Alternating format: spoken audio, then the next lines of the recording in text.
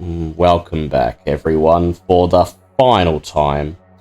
Your final night. As you reap the whirlwind. Reap the whirlwind that you didn't even start.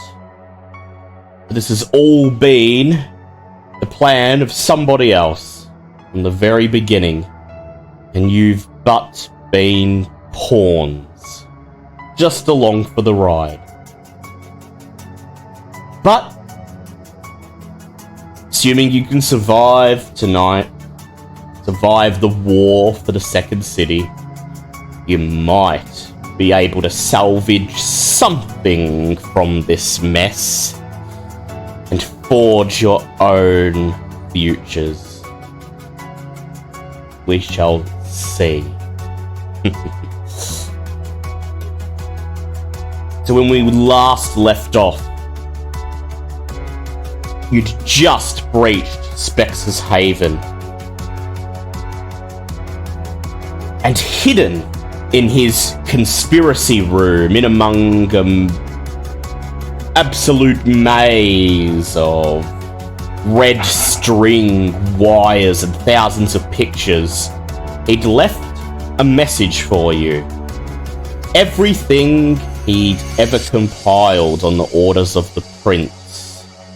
Hidden where it all begins. A parting gift, free for whoever gets to it first. So the rumors are true. Prince had more than just his larrikin charm and casual intimidation to keep the city's blood-hungry monsters in line. He was the keeper of a cache of secrets. Secrets that, if unearthed, would kick over the hive. No vampire wants his or her dirty, gore-caked laundry hung out for all to see. And that's how Prince Squizzy kept order. And now, it's free for the taking. Guys? You hear Vince's voice calling from outside the vault. And as you make your way out to the parking lot and meet up with him, you suddenly hear the sound of multiple vans pulling into the parking lot on the other side of the concrete expanse. You see the headlights lighting up the passage as huge, hulking black behemoths are outlined on the ramp, bearing down upon you. What will you do? Everybody take cover, wait for the monologue. Wait for the monologue. Yeah, we know what's going to go down, sir. Let's pick up a seat somewhere safe and D get this is done going right. to reply. You know your role, man. We'll be waiting on you. You look around, trying against all hope to catch sight of him, and he's thoroughly obfuscated, but you trust that he can hear you. And so, you decide to scatter, hiding amongst the parked black vans, the array of surveillance vehicles that belong to Specs, and wait to spring your trap. Yes, Hope? Well, behind the vault door, because I know that's the blast right. is coming. That's right, Derek held it open and Chimera shoved a van in front of it to hold it in place like a big doorstop. So, is anyone else joining Hope behind the vault door, or are you going to all just scramble in different directions? Concrete pillars should work too. Your call.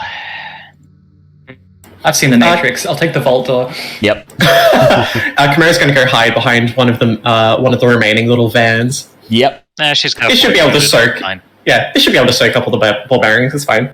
Yep. Do you want to activate her toughness just in case?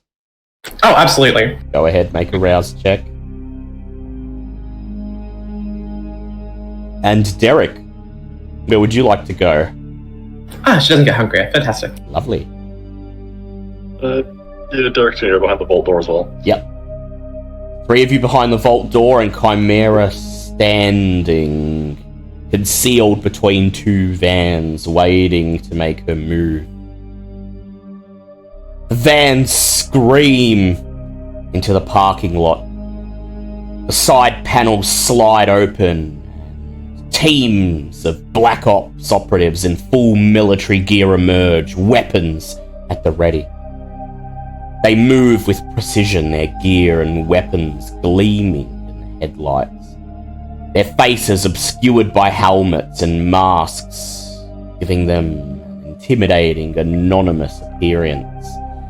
You can feel the tension building as the team approaches, fanning out throughout the parking lot, their weapons sweeping, searching for targets. They move as one unit, formidable and deadly force.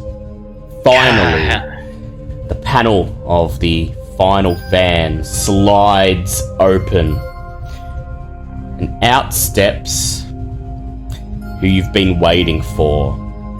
Clad in his form-fitting black suit, sunglasses at night,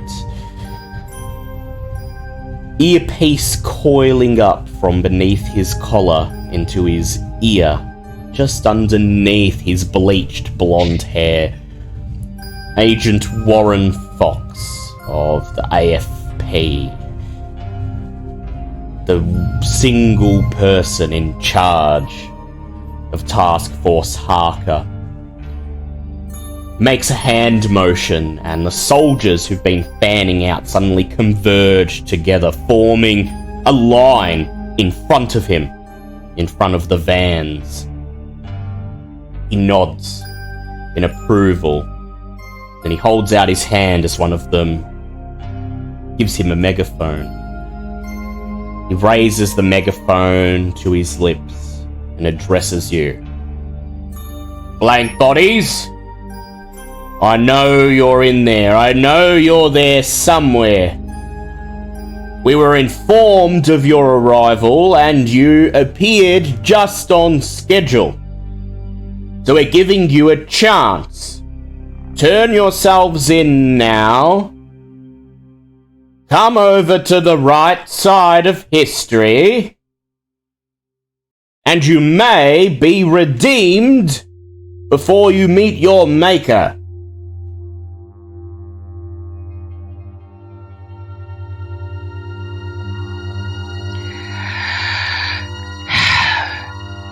I'll give you one chance, Hope shouts. Throw down your weapons and walk away. You have lives, you have families, you have jobs. I understand some of you think you're the heroes of this story, but the ones in charge fucking well know they're not.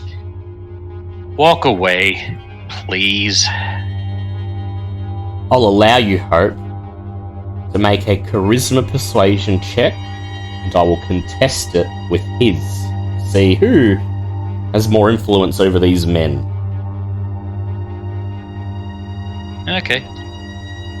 Because there's a chance you might sway some of them. Only four successes. Back Hope up. So Vince, yep, you're gonna shout out. What do you shout to them? Vince is going to be specifically targeting the lower rank soldiers there. You all have families. You all have loved ones. Don't lose your lives here on something stupid and pointless. Vince, you can go ahead. You can make a charisma and persuasion or intimidation check. If you do intimidation, you may add your new specialty, subverting authority. And then that is... Oh, one success from 7 dice. One success, Ooh. 5 altogether. Get it out of the way early. That's fine. Yeah, get it out of the way early, that's fine. This is mostly so she has a clear conscience. Anything you want to add, Derek? No. No, just wait and see what happens. Alright, Not Derek's way. here we go. I'm waiting for the button press. I wait for these. Waiting for the explosion.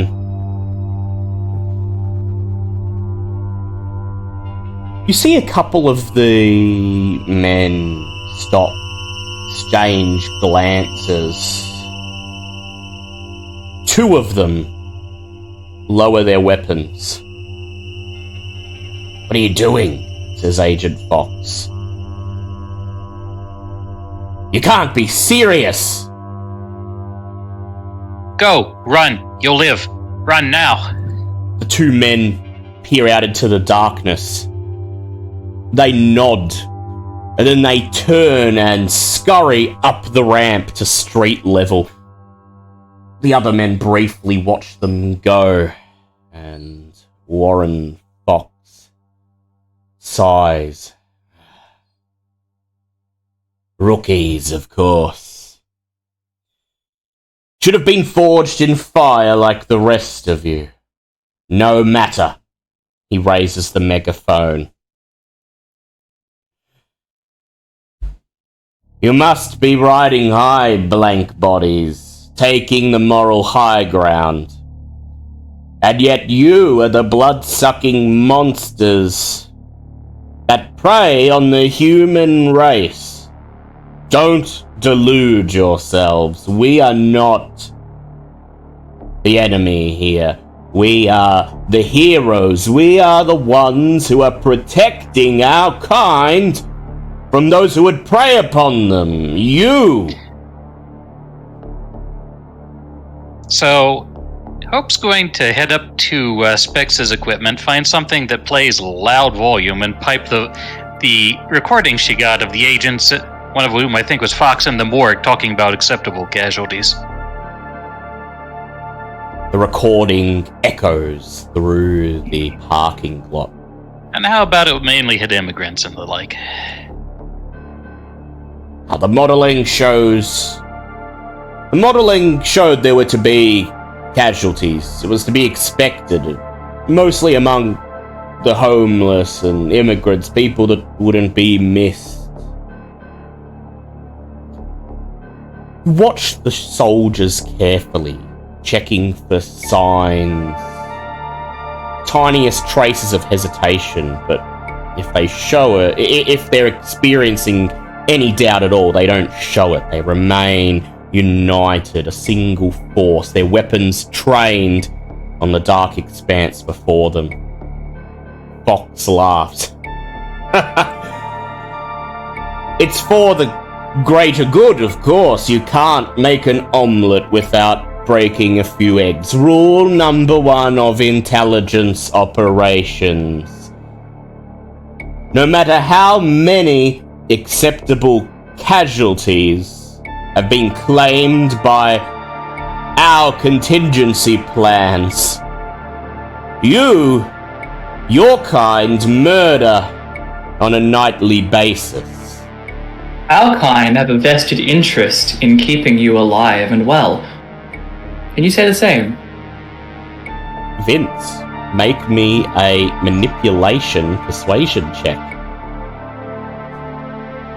Got an authority again? Oh Yeah, no, persuasion. So it's not going to that's fine. apply. 7 dice Vince putting on his again, big boy 2 boots successes, for the love of God. Get him all out of the way. I wish that was how that worked. 6 successes from Warren Ow. Foss's insight. You don't take willpower damage. This isn't technically social combat. You just don't really win him over with your words. He simply Unsurprising. meets you with laughter and he says, "Yes, you have the same vested interest in keeping us alive as a rancher does his cattle. I can read between the lines, and, well, we have a vested interest in keeping you alive. Not your entire race, but you specifically right here, right now, tonight. If you turn yourselves in, you will live to see another night. We have much we can learn from you." And then he waves his hand in the air, and the soldiers creep ever so slightly closer, almost moving out of the blast radius. of Hope's trap. Every time you fail in a check against Fox, they will move slightly closer. You just have to stall for time. You just have to wait for Adiz to do his thing. What happens next?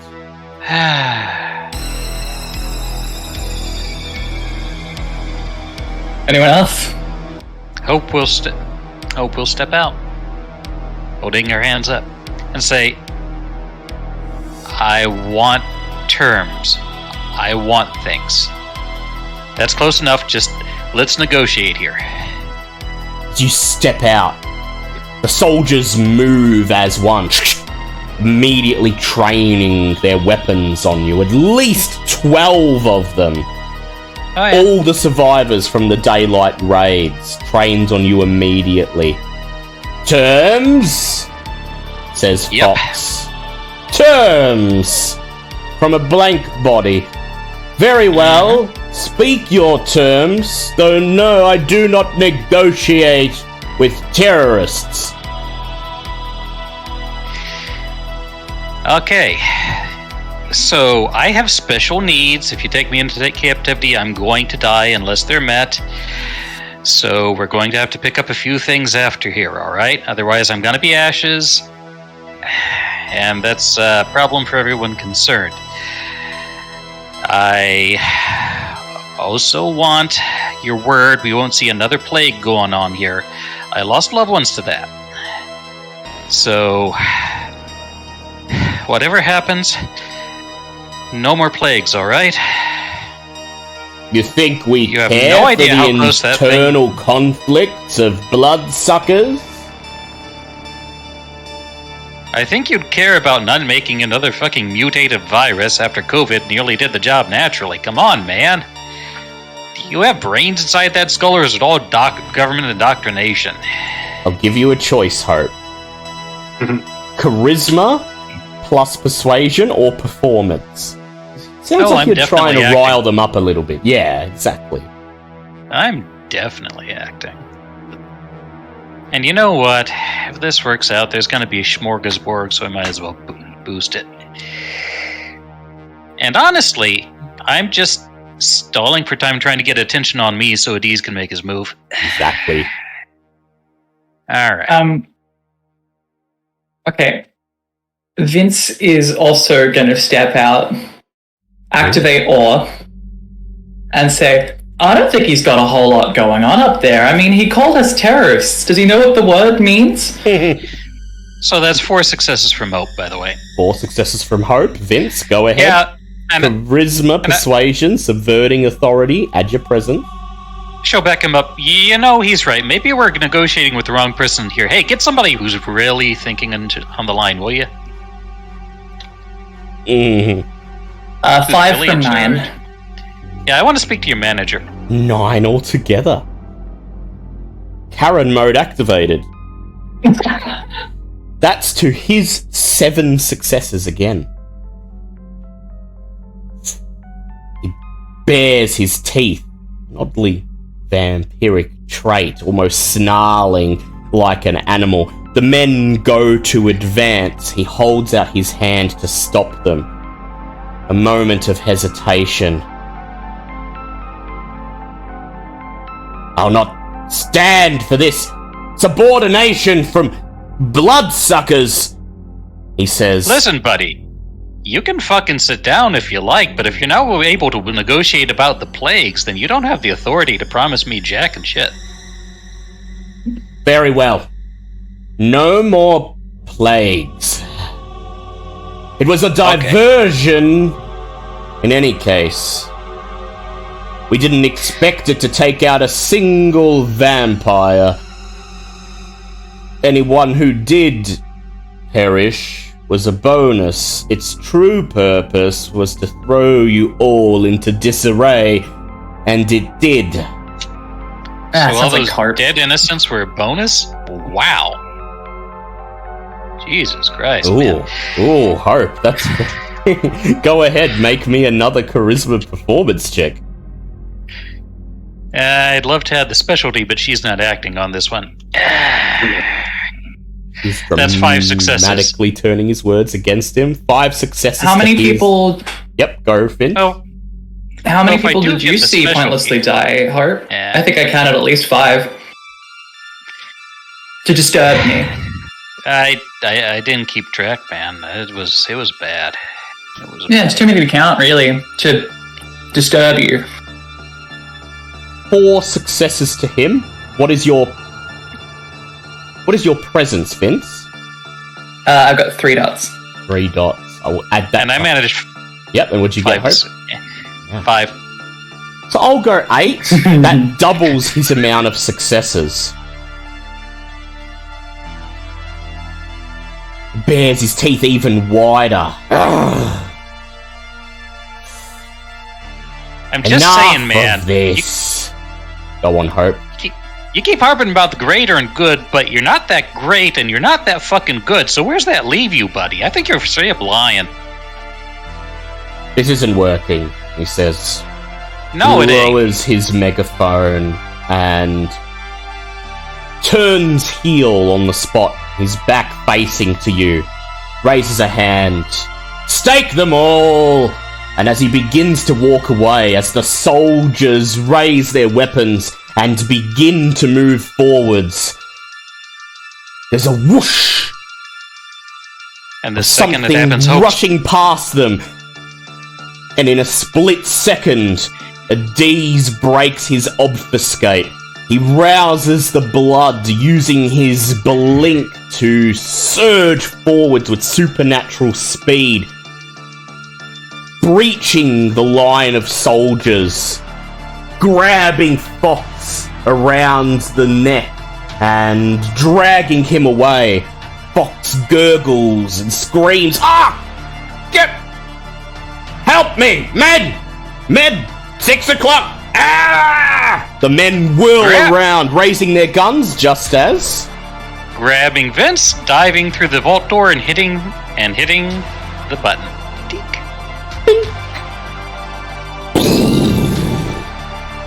The C4 explodes, sending the van nearest to it flying, and like a bowling ball, it slams into the line of soldiers, scattering them.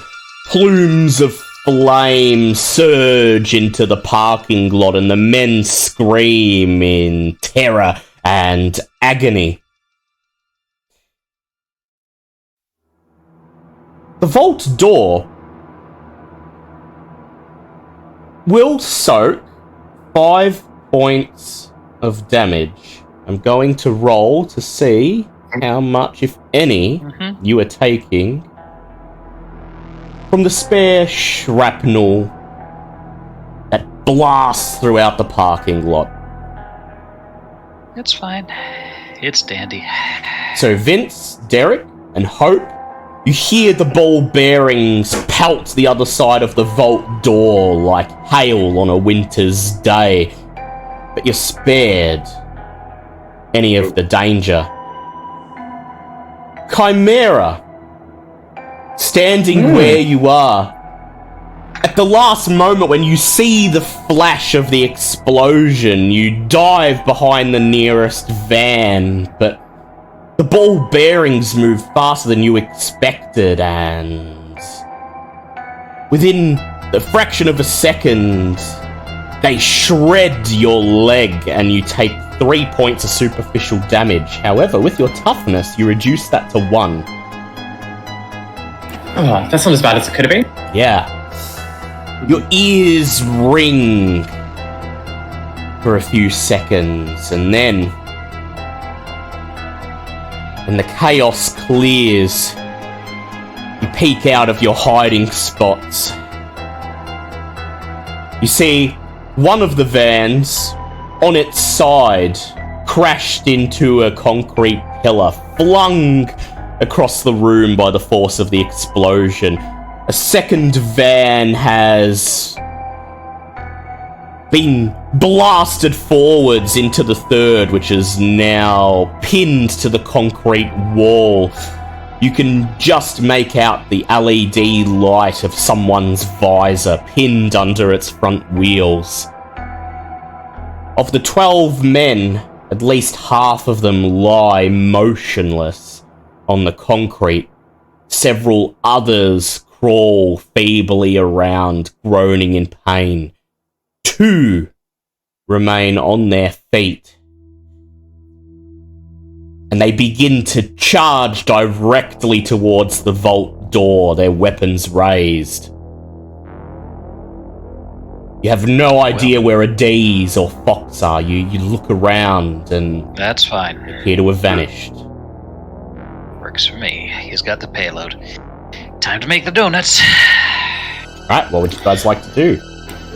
Well, since Chimera's off to the side, peering around, she technically has a bit of a drop on them. So she takes initiative, Yeah. sprints in from the side, and tries to plant a fist directly in the side of one of their heads. Go ahead, Chimera. Make me a strength roll check.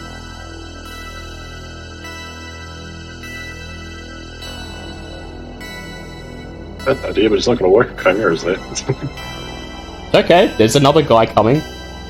That is 4 successes. 4 successes to his 3 successes.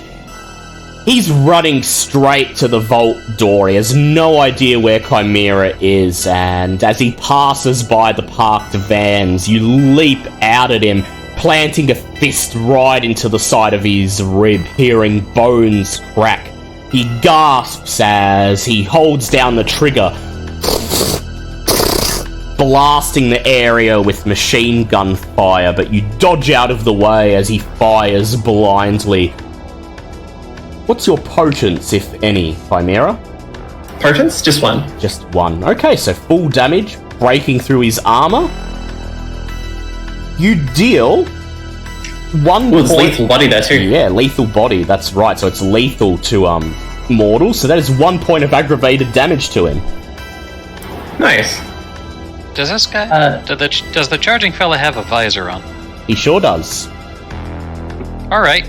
Well, I'm going to dart out of the vault and try to draw his fire as I run between the vans. Yeah. Alright, make So me somebody else can act. make me a Dex Athletics check, Hope. Alright.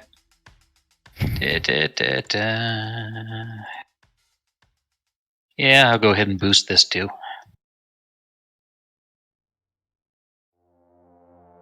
Getting even hungrier. 4 successes. 4 successes. Seeing one guy recoil from the impact of Chimera's blow and the other one briefly stop to assess the condition of his friend, you take this chance. You dash out from behind the vault door, sprinting across the parking lot, making a beeline straight for the nearest row of parked vans. The 2 men, still recovering from Chimera's assault, have just enough time to train their weapons on you and pull the trigger just as you reach your destination. That's 6 successes. As you dive for cover, the bullets rain into your back and you take 3 points of superficial damage, halved from 6. Ouch. Got it. Derek, Vincent, what would you guys like to do? You got Their anything backs fast, are to Jay? you now. Okay, Vince is switching to Daunt. And he's going to step out of cover and he's going to say, like, seemingly addressing the coterie, but really it's meant for Sure. the men. But sincerely about it, don't kill them, okay? We can take them out, but they can survive. Just let them get away from this, okay? They don't need to die. They're just fucking foot soldiers. Your daunt flashing through the parking lot, flickering light of the nearby flames, accentuating your vampiric features, making you look almost demonic to these men. and they falter for just a moment. Neither of them passes the required rolls to fire upon you. Instead, they just pause, their weapons trained, which leaves Derek with an opportunity to act. What was your idea, Derek? It's not going to work now, because my idea was going to be trying to throw a fireball like the gas tank in one of the cars to take the last few guys out, but yeah, it's not going to work because it's away now. Bad idea. We don't want fire down here. Yeah. What is with this coterie and making things on fire? That said, Vince, Yeah. you could probably still put a fireball to good use. Just toss it directly between these two guys instead. With the intention of just splitting them up, or? Splitting them up, dealing some damage if you can, maybe taking them out if you're lucky. Okay, Vince genuinely doesn't want to kill them for what it's worth. That's fair enough. But Derek might not think the same. Derek is his own man.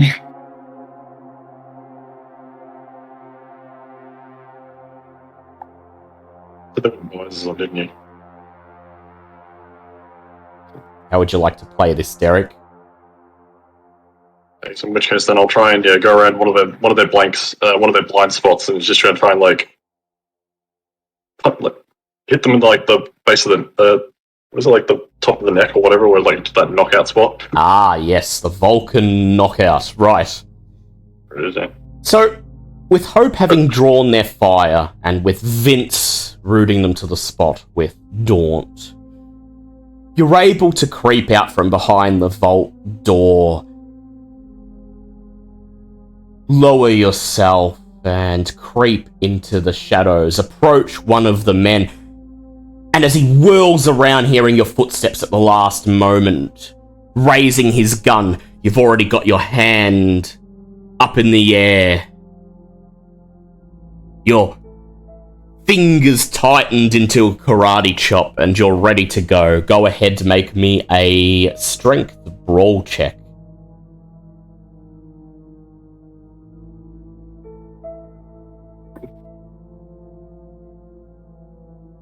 And add 1 bonus die for surprising him.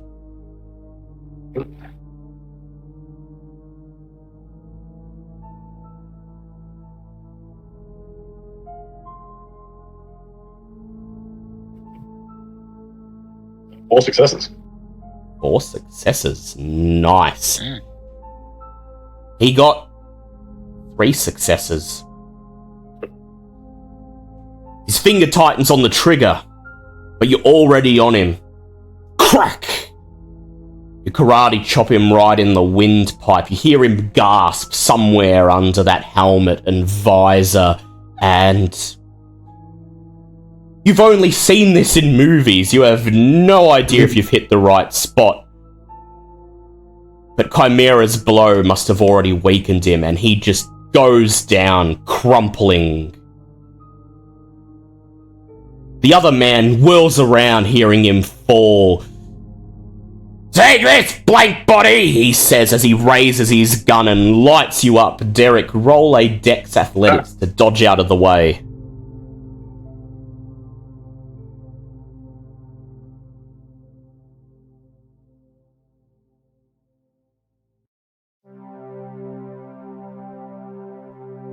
Successes. How many? 2 successes. 2 successes. Ooh! He halved. He rattles his assault rifle in your face. You're blinded by the muzzle flash, and you're vaguely aware of the skin of your torso being shredded off your body, flesh and bone spilling out of you like a fountain as you take 4 points of superficial damage, halved from 8. Zeus. Hope, you're up. Oh, the rest of you are up. Hope, Vincent, Chimera, can all, if you know, He's got everyone 3 of acts them on together. So Hope's going to shake her head. I gave them every chance. Walk over to one of the crawling ones and chow down. The crawling man in front of you looks up, and as he sees you approach, he reaches for his gun, tries to lift it up, but you're on him. You sink your fangs into him, and you drain him dry within seconds. And inside, the beast is reveling in the carnage. More! More! Drink them all! Enough of these crows and rats, yes! Real blood! Real blood! You may reduce your hunger to 0, Hope. Vince? Chimera? And I'll heal a bit as I go. Yeah, good idea. Chimera's going to go for the 2 of the 1-2, and latch on to the last guy and try and beat his face in, basically. Yeah. So as Derek takes the blast of machine gun fire and falls backwards behind a black van, you charge out of your hiding spot, rushing towards him. His gun's still trained in Derek's direction, and he only has a split second to react to you, but with military precision, he whirls around. Instantly, his gun's trained in your face. Chimera, go for a strength brawl check. Actually, do these guys count as cam? No. They most certainly do They're not. kind of hired by... No, whatever. Indirectly, but no. I see where you're coming I was from. thinking Okay. indirectly, but no, it's fine. It doesn't matter. For a second, I was like, what?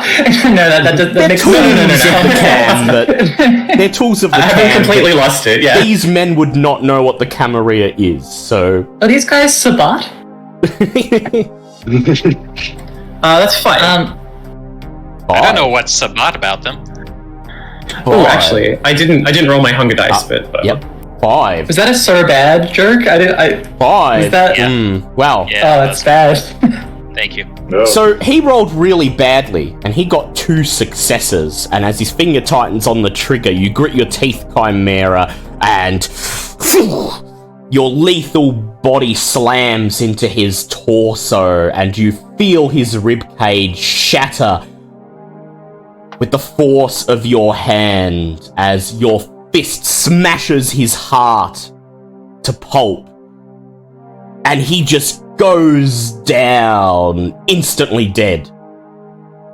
oh, no use wasting. Might as well drink him afterwards as well. Yeah, you drink him. You grab him as he falls to the ground and sink your teeth into him, draining the blood as he takes his last breath. You may reduce your hunger to 0. Oh, wonderful. And then, all is quiet, save for the flames and the distant moaning of the wounded soldiers.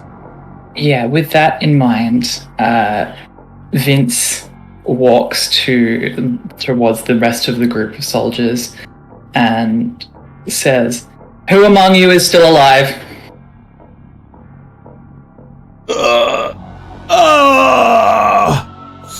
At least 3 of the men crawling feebly on the ground groan in response. Vince is going to turn back to check if anyone is finished with feeding yet. Oh yeah, Hope's pretty Yeah, much standing up and throwing a guy aside. She looks. Help me with them. Come on, we gotta get him to safety. Let me do some triage first. Make sure none of them are gonna bleed out. Wow, that's almost noble of you. I'm a bit. Oh no. We're gonna wipe their memories. They're gonna be proper little pawns. Okay. So Hope will go and check to see nobody's got life-threatening injuries. These guys were lucky. They're not going to be able to walk for a couple of days. They've got some broken bones, but for the most part, they're going to be able to live normal lives. All right. Vince addresses Each one? them again, Oh. and while they're still very much feeling the pain, he's going to say, "Tonight you have seen that facing us is pointless, ineffectual, suicidal. We may let you keep your memories of this event. If we do so, bear in mind what you have learned tonight. One of the men at your feet looks up at you, his weapon feebly shaking in his hands.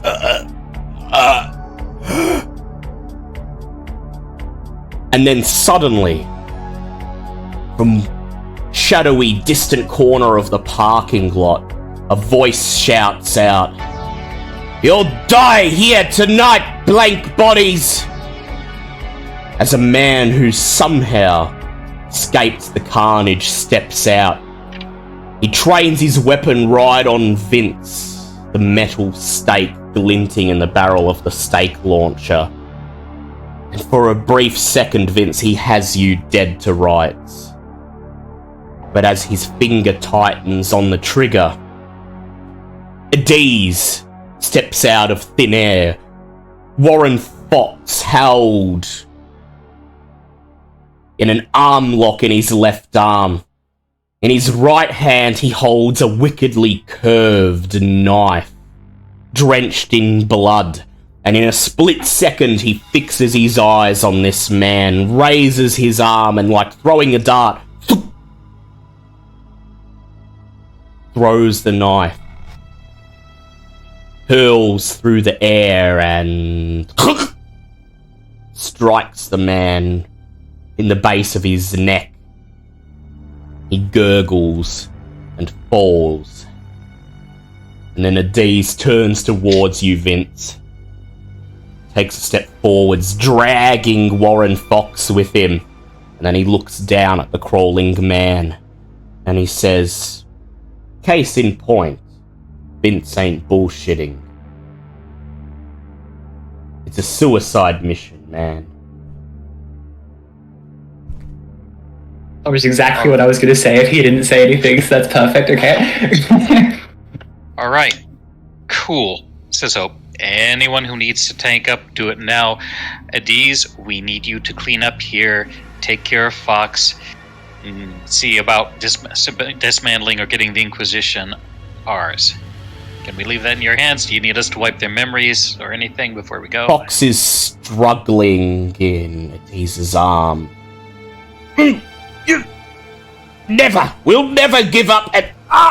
Oh, shut the fuck up. We gave you every chance. Adiz says, "I'll deal with him. What's your goal? Want him to give the order to take them all out?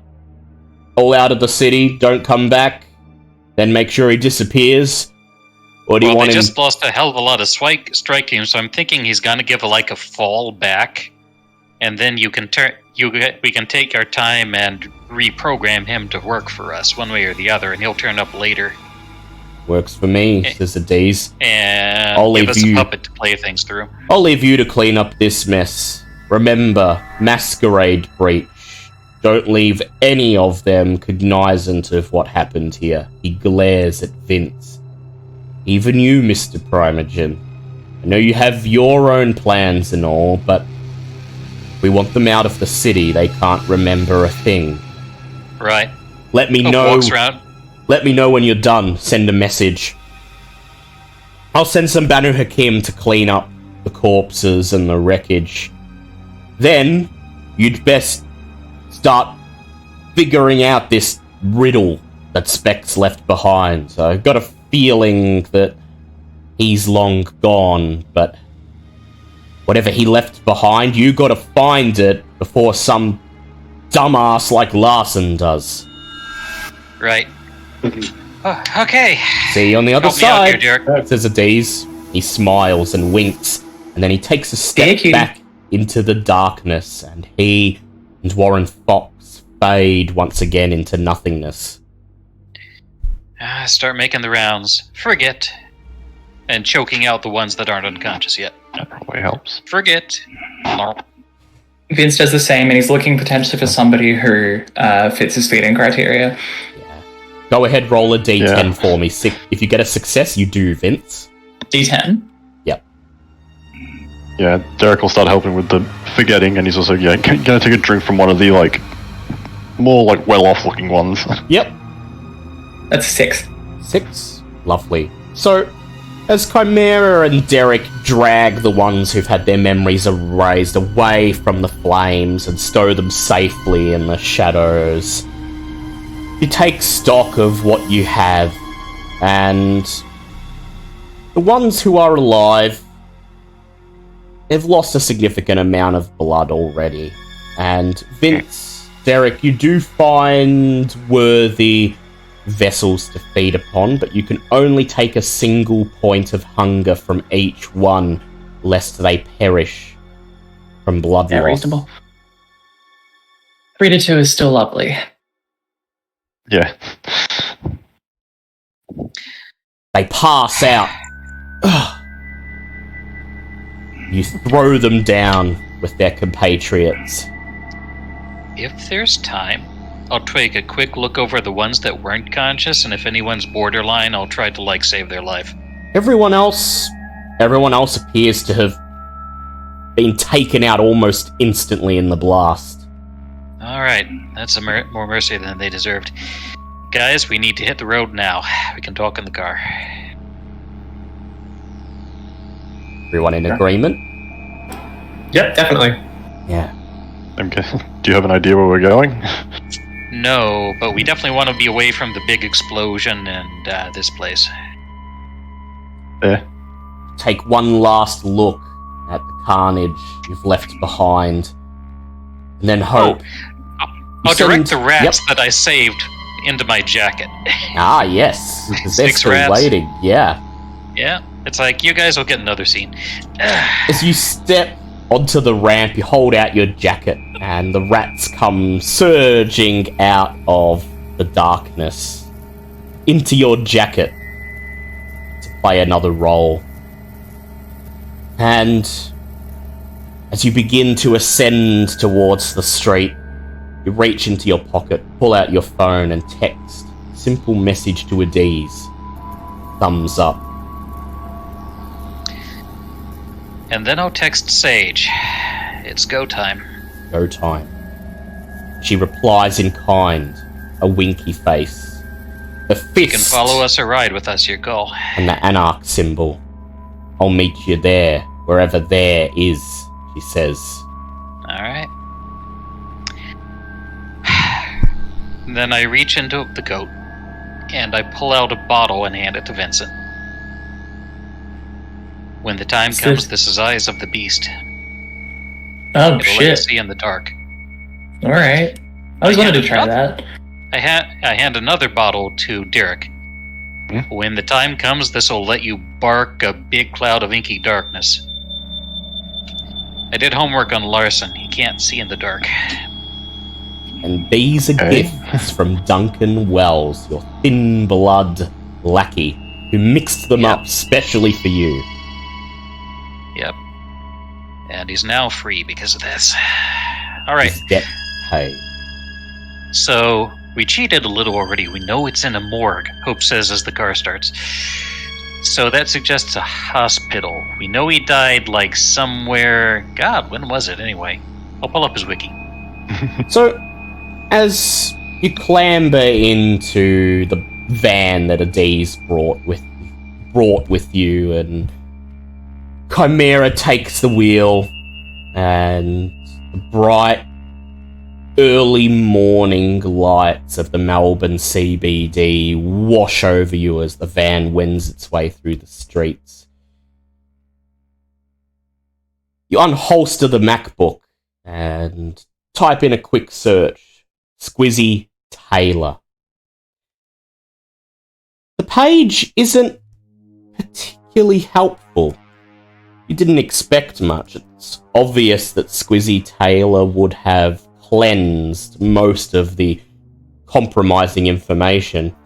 But his Wikipedia article states that he died on 27th of October 1927 as he succumbed from his wounds in hospital after an ill-fated encounter with his arch rival, Sydney gangster Snowy Cutmore. Okay, that's a gangster name if I ever heard one. Cutmore. 20s. Hospital. Morgue. Which hospital? Which hospitals were around in the 1920s? You can try to research that if you like. Go ahead and make an intelligence investigation or intelligence technology roll. How about intelligence academics? Because I got a research specialty. Go ahead.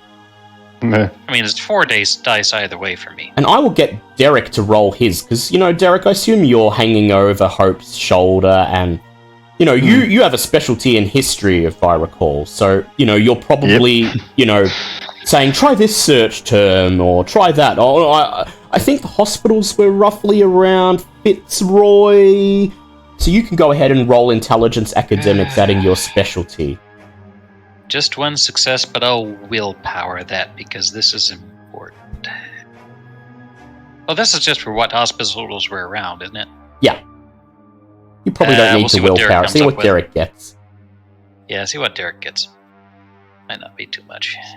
Chimera pipes up and reminds everyone. For the hell of it, I'm going to... there are a lot of vampires that have been around for, hundreds of years, and we do know some of them. And I'm sure some of them would have been in Melbourne at that time. We can always just tap our contacts. Entirely true.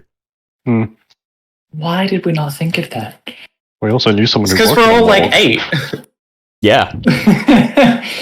Shit, how many successes Sylvia's dropped out of sight. He has. See her.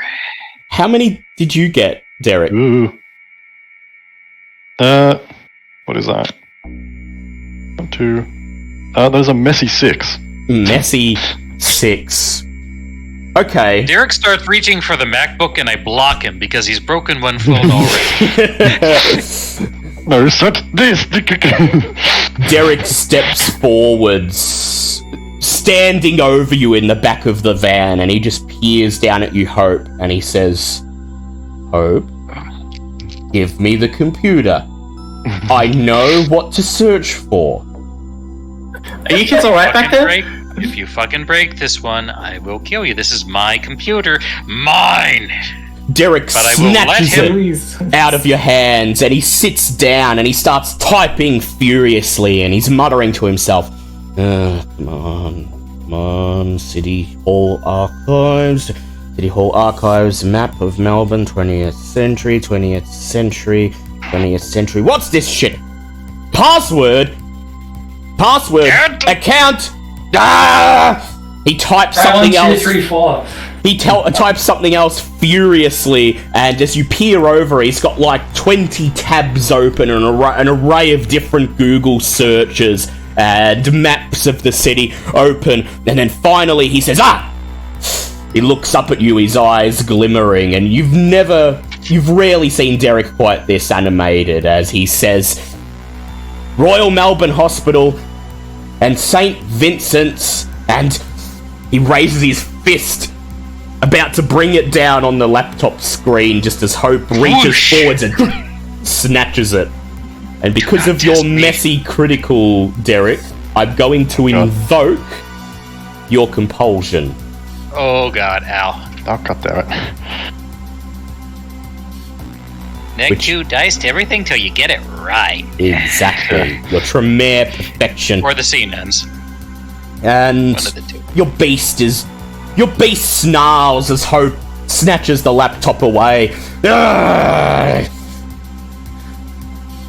You should have been able to just get the map up. That should have taken a single search. Sloppy work.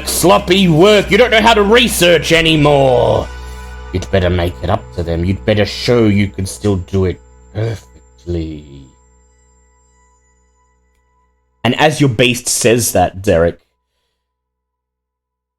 suddenly, the van lurches forwards as Chimera speeds over a speed bump as Crown Plaza blurs by. And as you fall forwards from the impact, nearly hitting your head on the side of the van, your eyes roll into the back of your sockets, and a premonition begins to manifest. Oops, sorry about the bumps. It's a dark room. So dark that you can barely make out anything other than the shape of an imposing black desk. Scattered upon the top of it are cardboard boxes overflowing with stacks of paper. Black iron ring folders. Detached drawers from a filing cabinet, and it looks like someone's been searching through these at a frenzied pace. There's a figure rifling through the papers, huge, hulking.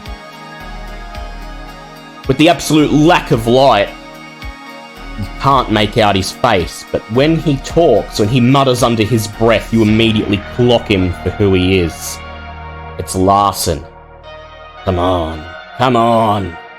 1930s, late 1920s, come on! Damn it! Damn it!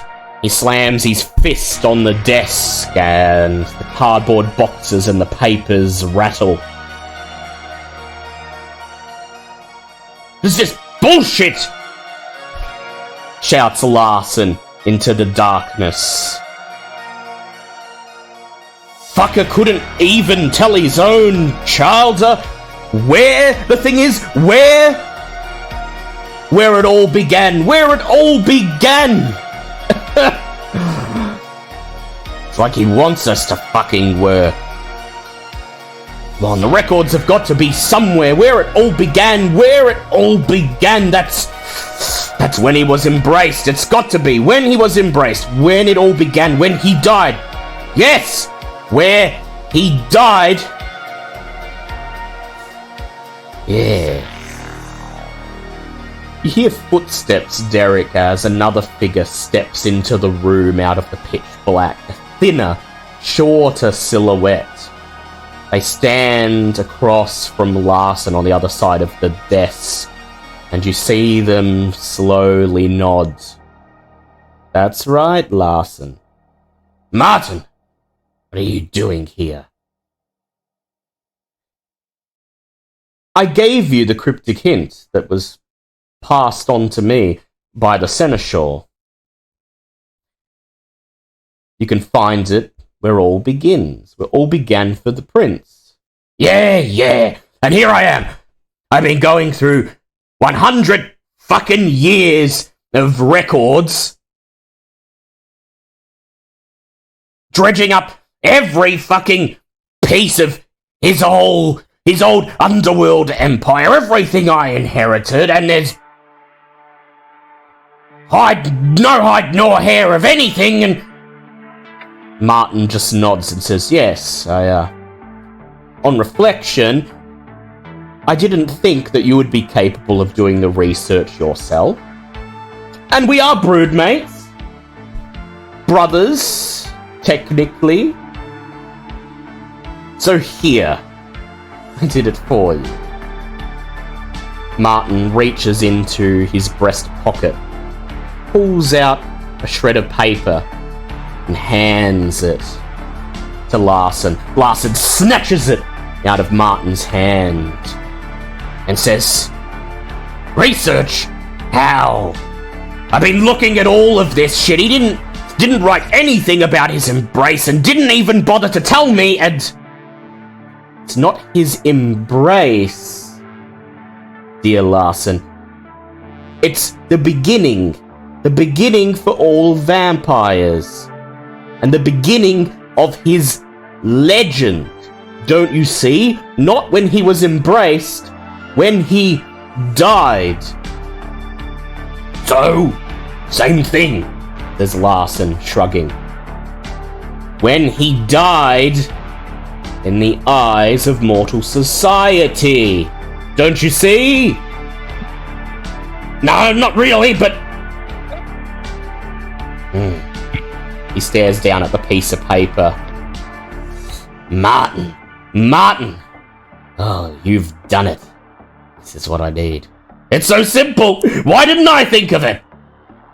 Because, well, I'd rather not elaborate on that, says Martin. But if you hurry, you can get there before... Yes! I can get there before anyone. Fuck Baron Sue! Fuck! Fuck everybody who's double-crossed me. I'll simply step in and pick up where all Squiz left off. And you can be my seneschal. Agreed? Agreed, says Martin. We'll rule the city together. Brothers in arms! Brothers in arms! Martin claps. Alright!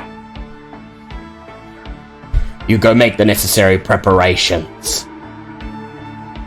I'll be there within the hour. Whoosh!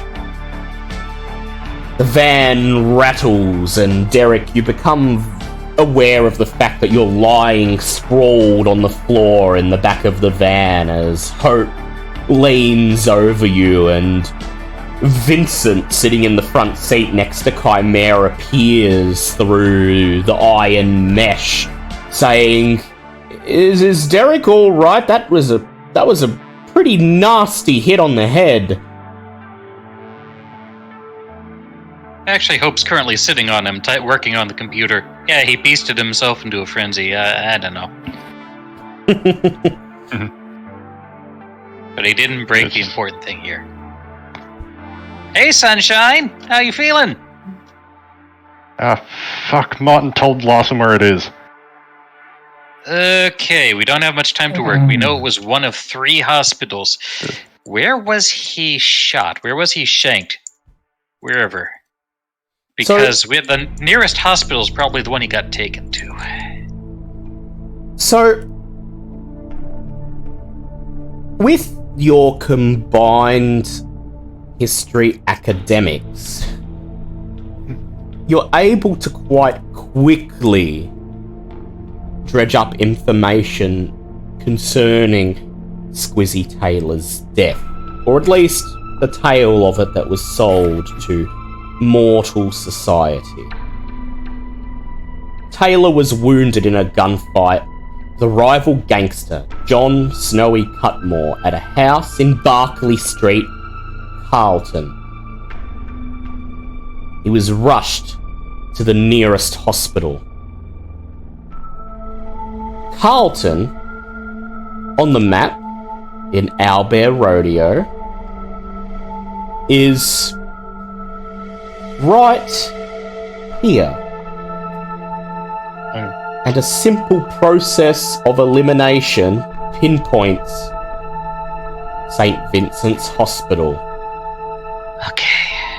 It was one of 2 major hospitals in Melbourne at the time. The other, the Royal Melbourne Hospital.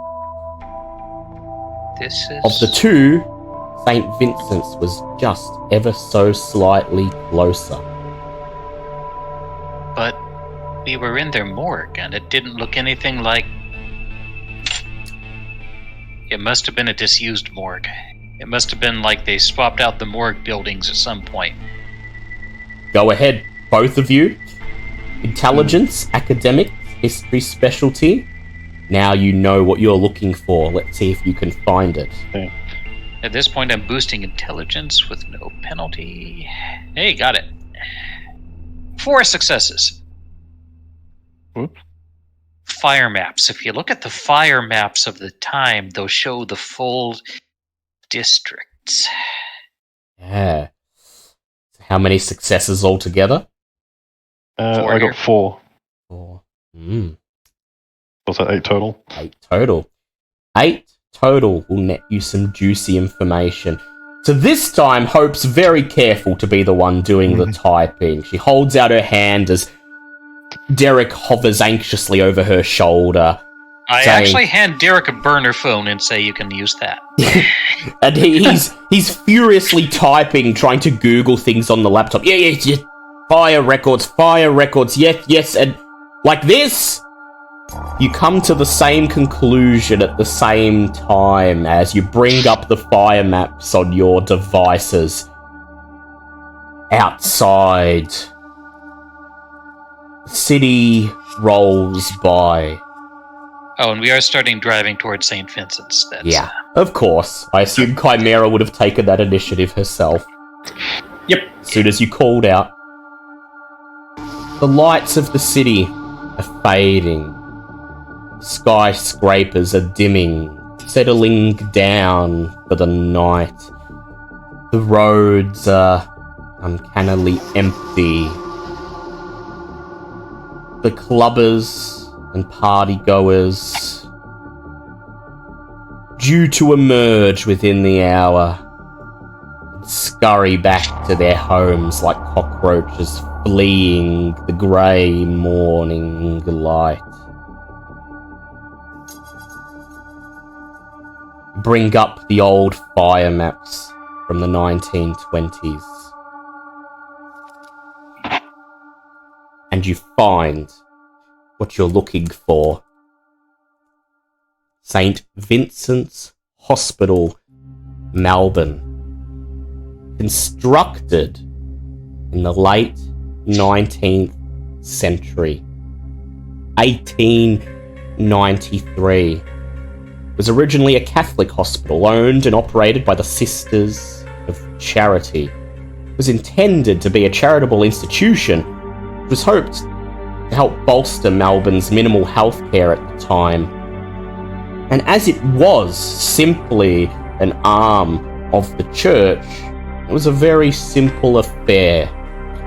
A red brick building, quite small, occupying a tiny lot in between a row of terrace houses. Barely enough room for 100 beds. This small building was eventually upgraded around the turn of the 20th century as the hospital began to take shape and grow into what it is tonight. But the original building was heritage listed, forbidden to be demolished, ordained to forever remain as a landmark of the city's history. And as the city block grew outwards and as the CBD expanded and swallowed up the surrounding suburbs, the block upon which the original St. Vincent's Hospital extended outwards.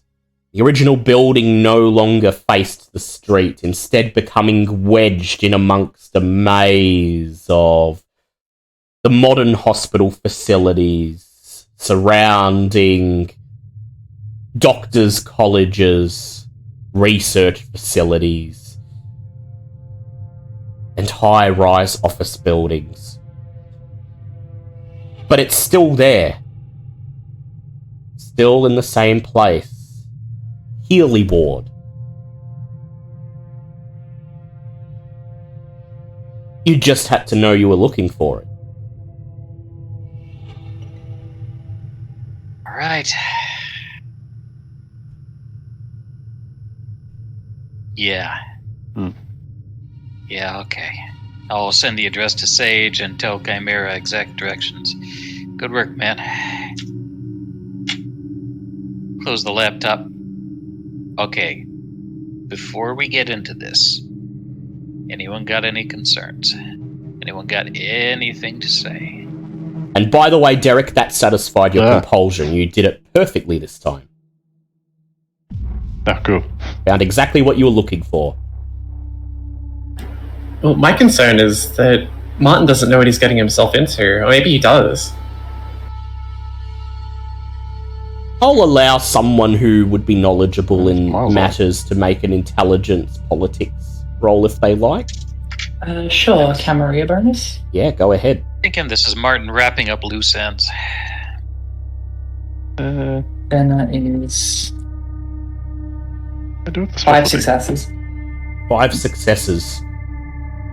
So based on what Derek shared of the premonition, and I presume, Derek, you shared the entirety of that.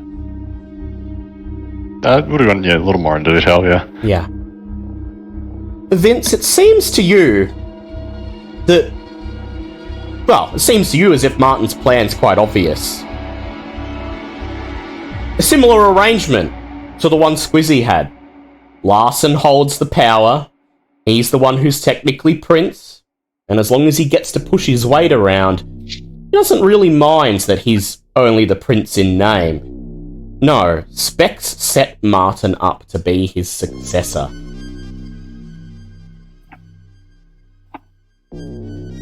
For Martin to rule this city and guide it in exactly the direction that Specs intended, using Larson as the figurehead and the muscle. Relatively simple. Yeah, Vincent realizes this and he's like, yeah, pretty simple, ruling by dynasty. And whoever has this compilation of information, it doesn't matter who they are, they'll have more than enough power to establish themselves as Prince. At least for a time. Secrets are a very dangerous weapon in Kindred society. Even Chimera knows this. Yeah. Even dumbass Chimera.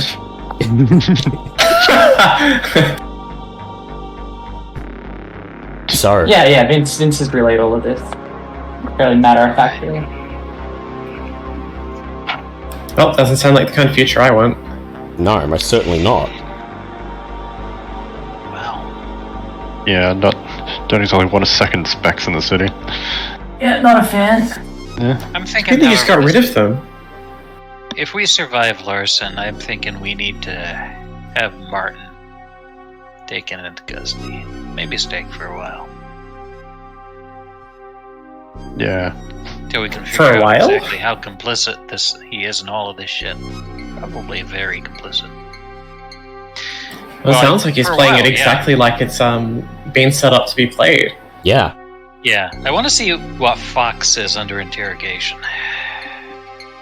He might be able to fill in some of the gaps we have. Oh god, he's still here, isn't he? No, he's off with the What? D's, getting Oh interrogated. yeah, right.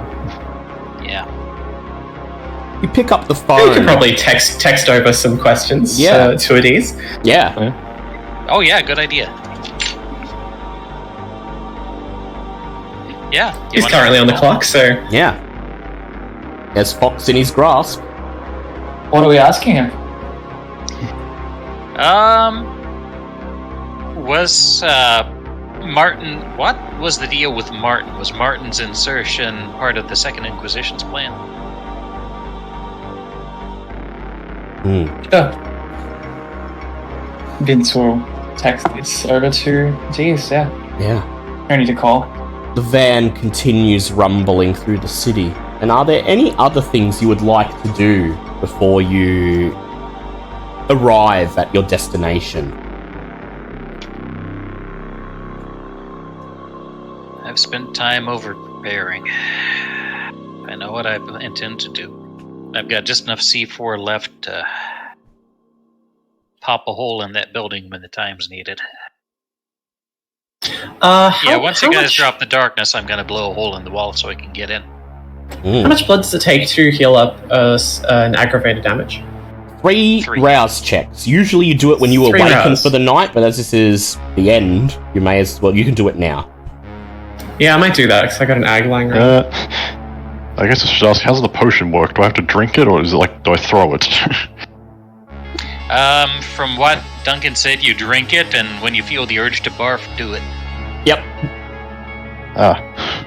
And you're gonna do a little octopus and blarp. You're just sort of Darkness holding the everywhere. vial in front of your face, Derek. It doesn't look appetizing at all.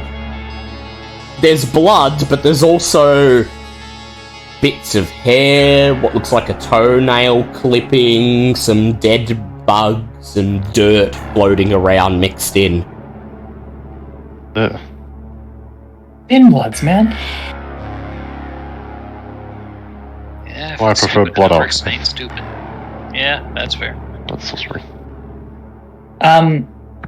Vince is gonna ask, is there anything I should know about Fancy Beast Eyes? They'll let you see in the dark, but I mean that's really about it. If this were normal darkness, they'd let people see your glowing eyes. But from Duncan said, this stuff unless they got supernatural means of penetrating it, they won't see shit. So What if it gets bright? Is that a problem? no, not with Eyes of the Beast. They adapt. Sick, alright. If you had I see where you Derek's guys thing, like this then you'd shit. have problems. But yeah, oh yeah, it's great.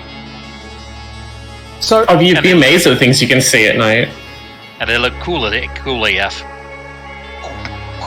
so I will ask two things. Hope, roll me a single d10. Tell me if it's a success or not. Oh god. Oh god. Failure. Failure. Your phone vibrates. Fish it out. And there's a message from Adiz. Slippery fucker. Haven't got anything out of him yet. Looks like they've been trained specifically to deal with our usual methods. Dominate and presence aren't working. Gonna have to get someone in here who knows how to resort to more traditional means. Then a second message comes through. Actually, my sire would be just the ticket. Question is, do you want to trust her with tonight's events? Let me ask team. Hope texts back. My gut and I fill the team in. Yeah, do we trust Alia to have the head of the Second Inquisition? I don't trust Alia to have the head of the Second Inquisition. What? Fuck no. Look, I don't, but I also don't want to be seen to directly, distrust her.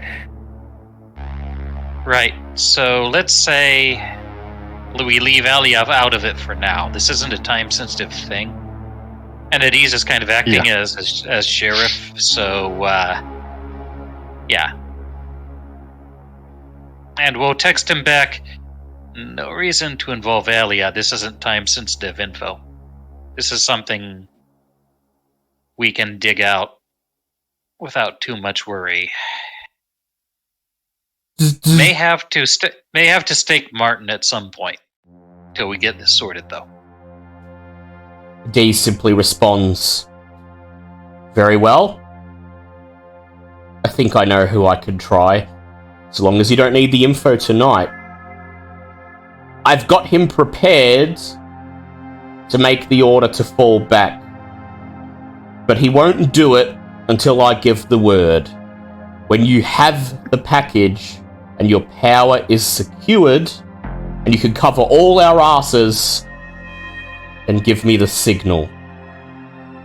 I'll have people ready to move in on Martin as well.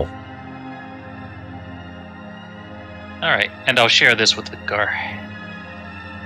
Well, geez, I'm glad he's on our side. Adiz is scary good And at yet, what he does.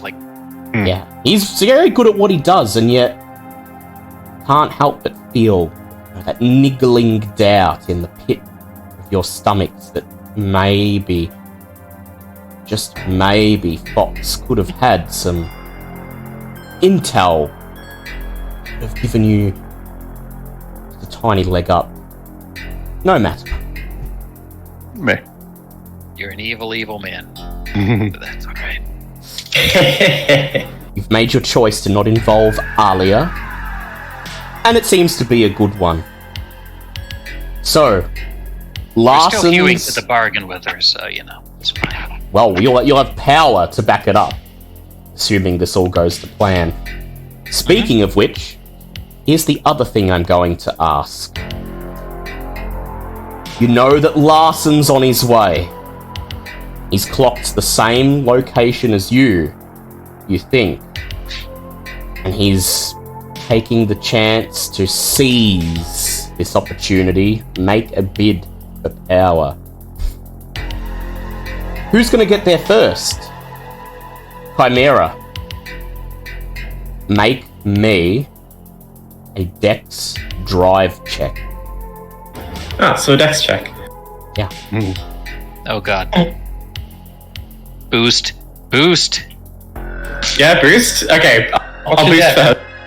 3. Or let Vince try. Yeah, first. That'll get you an extra boosted. dot. Boosted, but she got hungrier, sadly. Yep. That's hunger 3. You hear a squeak, and Hope hands over 2 squirming rats. Yes. Ooh. Chimera just snatches them, bites in Jesus, with man. one hand on the wheel, Jesus. eyes locked on Do you the have any idea road. how stressful driving is? Got a rat twitch. You're not yourself when you're hangry. Ooh, so what did that bring my hunger back down to? 1? Yep. 1, yeah. Yeah, so that's 1 success, but I might willpower that Go ahead. with the potential of 4. Mm-hmm. That's 3. That's 3 successes. Okay. 3 successes. That seems reasonable. Just gonna roll for Larson. See if he's able to match it at all. How much dexterity could he possibly have? Yeah, exactly. But Yeah, nervous honestly, laughter. the premonition had us coming to him, and it's going to take him time to find this stuff. So He's if he gets also there first. making a dexterity check. Alright, Yeah. we'll get to that. I won't tell you what he rolled until it becomes necessary. So, Chimera drives furiously, her eyes locked onto the road as Vince shouts out directions and says, no, don't take that street. No, that's the mistake everyone makes. They always go down that road. No, you want to go through there. Yes, that's it. Yes, shortcut. See, shortcut. Don't take the main roads at this time of night. And sure enough, the tires squeal as the van screams into the parking lot of St. Vincent's Hospital. Relatively packed at this time of night. You wedge the van in between 2 ambulances and kill the engine, and then scramble out onto the asphalt. As you begin to cross the parking lot, your feet crunching on the asphalt like the sound of 100 head of cattle stampeding. 3 nurses clad in green scrubs making their way from the smoking area opposite the parking lot towards the well-lit entrance of the modern hospital exchange glances and watch you for several minutes as you pass by.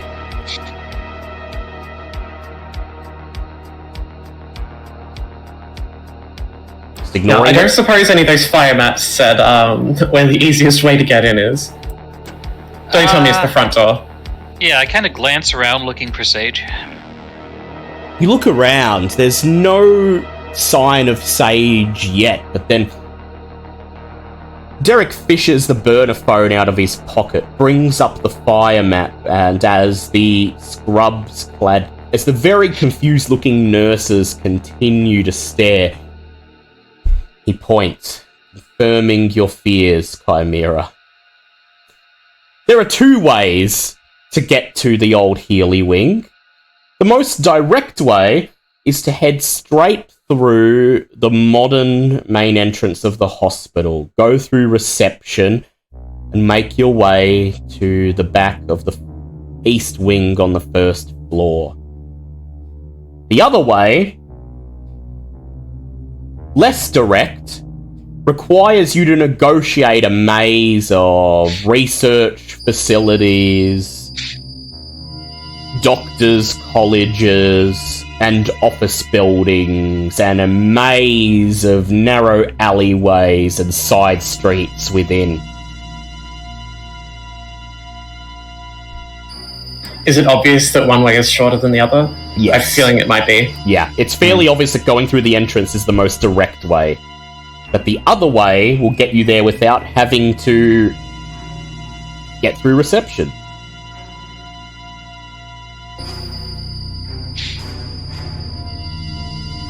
Well, under the assumption that everybody who works here, at least at reception, is human, we could probably just do the front door, but if we've got somebody like us planted here doing somebody's business, don't worry about it.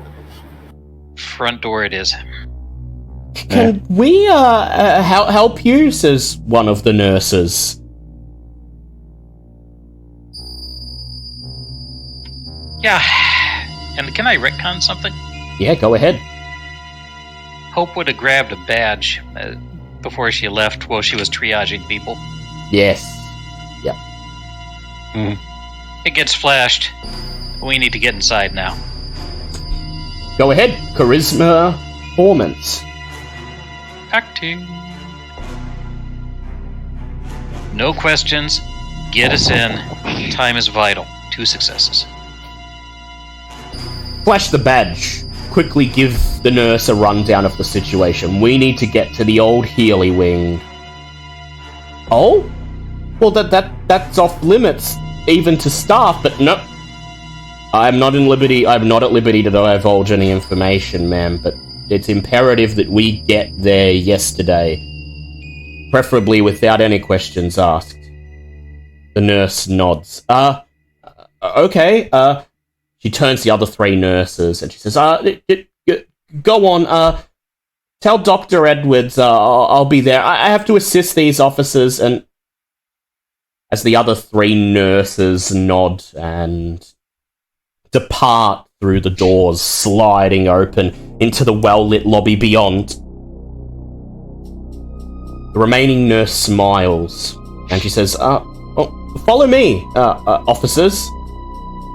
And as she leads you through the reception area, she greets the woman behind the desk, the same woman who you dominated last time you were here. And as you walk past, she stares into your faces, not a single flicker of recognition. The nurse leads you beyond the reception lobby into the halls beyond. And as she makes quick time through the ward, she makes several attempts at striking up casual conversation. Her curiosity's piqued. So, Federal Police, huh? I mean, well, I gotta admit, when I saw you all get out of that van and start walking across the parking lot, I thought, well, there's a group of people who stand out, but Feds? No, I wouldn't have thought. Like, no offense, yeah, you don't look the part. It's called being undercover. Undercover? Ooh, she says. And you can tell... Turner, no details. No details? Ma'am, this is a classified operation. I'm afraid national security is at stake. We can't say anything more. Really? She says, that's serious. Of course, I'll say nothing. The look on her face tells you that the moment she gets to the nurse's station, after she's led you to where you need to go, she's going to spill this very juicy gossip. It's probably the most eventful thing that's happened to her in several years. Which is why Hope's counting the minutes. Well, how long does it take? Man, I need you to understand that saying anything about this could be legally dangerous for you. Oh, really? She says, that bad? Well, just... okay. He zips his lips. Okay, my lips are sealed, she says. Here we are. She reaches into her scrubs, extracts a blue plastic card and swipes it through a reader. The reader beeps, beep beep, and the thick metal door attached to it clicks, unlocked. She says, this leads out to the back quad, staff only, but there's a chain link fence at the other side, and if you go through the gate there, you should get to the old Healy wing. All right. Thank you, ma'am. Please forget everything. And then I'll gently turn her around and give her a push. Before you do that, okay. Chimera leads into so Nurse, and she looks at her tag to see what her name is and doesn't really care anyway. Nurse whatever. It's incredibly important that you don't tell anybody about this, and if anybody comes looking, send them away. And also, we'll need that, actually. And she reaches and takes the card from her and quickly flashes her gun that she has stowed into her hip pocket. Nurse Clarice, as the name tag says, opens her mouth to say something, but then Hope steps forward and says, "We're going to need you to forget about this, ma'am." Grips her by the shoulders and spins her around, and her eyes glaze over and she blinks. She says, "Well, of course, She blinks, staring down the empty corridor ahead of her. Oh, shit! Shit! Rhinoplasty with Dr. Evans! Shit! At 222! Oh, fuck! He's gonna have my head! He's gonna have my head! And she starts hurrying down the corridor away from you. I'll leave a business card in the door from some random restaurant I went to make sure it doesn't lock all the way. In case Sage is falling behind, then text her as I go. Push open the thick metal door and step out onto the paved brick courtyard that is the quad. There's a couple of tables scattered around, some piles of ash and cigarette butts lying on the stone surface. But at this time of night, just shy of 2:30 in the morning, nobody's out here having smoko. And so you quickly cross the quad, come to the chain link fence at the back of it, just as the nurse described, shrouded in shadow. Just beyond it, you can make out the big black edifice that is the Healy Wing. The chain link fence is secured with a relatively sturdy modern gate. A sign reads "Authorized staff only," and next to the gate there's another card reader. Chimera. She'll strut forward, her head held high, and with all the expectation that this will work, slides the card through the card reader. Beep, beep. Click. The latch on the gate clicks, and Chimera pushes it open, and it creaks, filling the empty courtyard with sound. And as you step through the gate, you're picked up by the motion detectors that are connected to the lights. And a warm orange haze bathes the approach to the old hospital, reminding you eerily of Flame. You approach the abandoned red brick building, sense of unease settling over you as you get closer. The building is large and imposing, its red brick walls weathered by years of neglect. The windows are boarded up, giving the hospital an unwelcoming appearance. You can hear the sound of your own footsteps echoing on the pavement as you approach, and the wind rattles through the broken windows of the building above, adding to the eerie atmosphere. As you step up onto the cracked, weed-infested front stairs that lead towards the thick wooden entrance doors, you can feel the weight of the building's history bearing down upon you. You wonder what dangers you're about to face in its dark, abandoned halls. So you're about to reach out grab one of the iron rings that serves as a handle on the very medieval-looking wooden door. You hear a great thump from behind you, the sound of something heavy crunching into the crumbling red brick path. You whirl around, and recovering from a leap off the top of an adjoining building is Sage. She brushes her long hair out of her face and smiles as she pats down her leather vest, brushing the dirt off it. Though who you see doesn't exactly look like Sage. It looks like Hope. Yeah. Her only in face. The body's slightly different. But she's wearing Sage's clothes. She's... you made it. Okay, here's where we switch out. Thank you. The body does look unmistakably like Sage's. As she steps towards you, her boots crunching on the red brick. Her face is lit up by the warm orange light, and she's a dead ringer for Hope.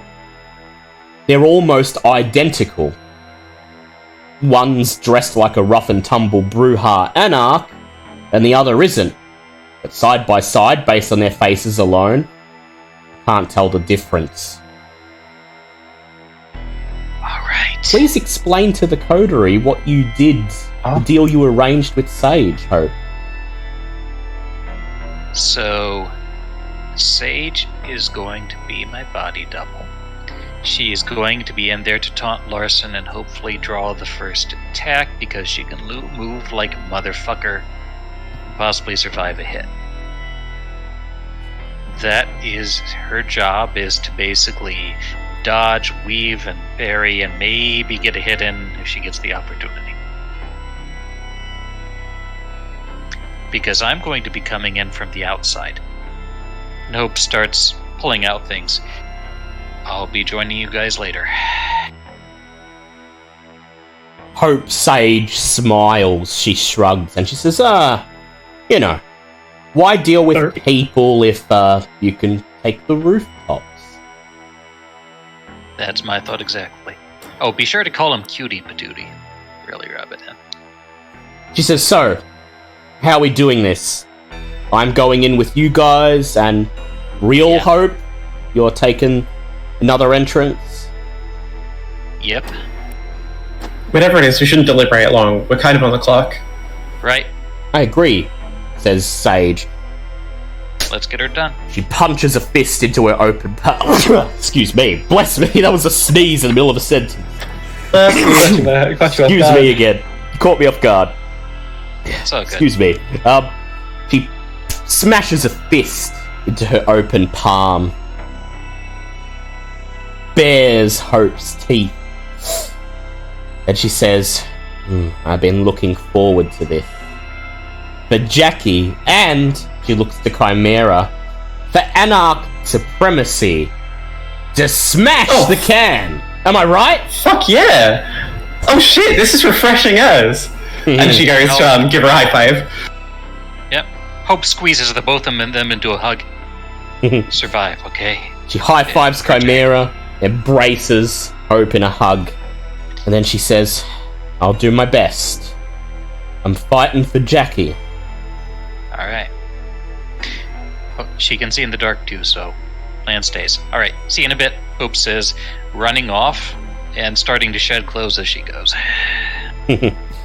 As Hope turns and darts away into the shadows, Sage laughs silently, smiles. Her gaze moves past Vincent and Chimera, and she locks eyes with Derek. She smiles, and she says, "You think Hope knows?" Knows what? Jinx. 2nd of May tonight. exactly 5 years since we first met at the Red Star. How Oh, there's no way she doesn't remember that kind of shit. how poetic that this night of all nights, we're finally taking the fight to those fascist fucks. Sage? I have a feeling she planned this. No doubt, says Sage. You know, I knew it the moment I saw her. Knew she was a Zemise. And you know what they say about the Zemise? Power freaks. A whole fucking lot of them. Yeah, I had noticed that, actually. Actually, quick question. Yeah. Does Sage Hope sound like Hope, or does Sage Hope sound like Sage? She sounds like Hope. Okay, I'm calling her Soap from now on. So, I love it. Is it Soap or Hage? Sage. I think we go with Soap. She grabs the door in front of her, forces it open with a loud crash, and then she stares into the dark, abandoned hospital corridor beyond. Steps forwards, looks over her shoulder, and she says, "So, after you."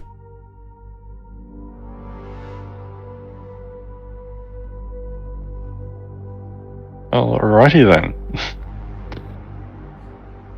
We'll Follow. start making our way in. You step past her over the threshold, and once you're in, she slams the door shut. Bang! Sealing you into the darkness. The only light being the soft moonlight eking its way through the cracked, boarded up windows.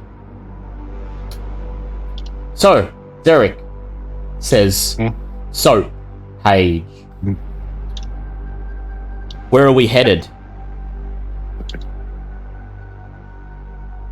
We're looking for the morgue. "The morgue," she says. She shrugs. "Well, I don't know about you, but I think that sounds like a basement thing." Yeah, it's got there wouldn't basement-y be vibes. there wouldn't be any information on the fire plans, would there? Because, like, as much as I'm happy to run around, I'm not happy to run around. Unfortunately, there aren't any fire plan. That there aren't any on the plan you used to find the building. But perhaps Derek could conduct a search, see if he could find some old blueprint or something. I will also say that Derek's vision of the place did have windows high up in the walls, so... Yeah, that does indicate basement, but you're not exactly sure how to get to the basement. I'm sure you could find it. And Sage starts making her way down the corridor. "Let's look for a stairwell then," she says. Is it? Alright, Derek, do your light, thing. is there any lighting in here, or is it all just basically dark? Just ambient moonlight coming in through the windows here and there, but aside from that, it's completely dark. Yeah, so he's gonna switch on heightened senses and basically, as we're going, like, basically trying to see if any of the, like, old direction signs are still legible. Yeah.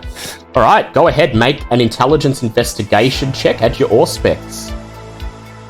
Yippity. Also, Eyes of the Beast going on as well. Ah, good idea. Oh yeah, Dark as shit. Vince will chug that potion too. Yeah. So beside you, Derek, Chimera's eyes narrow, turn bestial, glowing yellow in the darkness as Vince uncorks his thin blood potion and downs it, and Vince, it is the foulest thing you have ever tasted.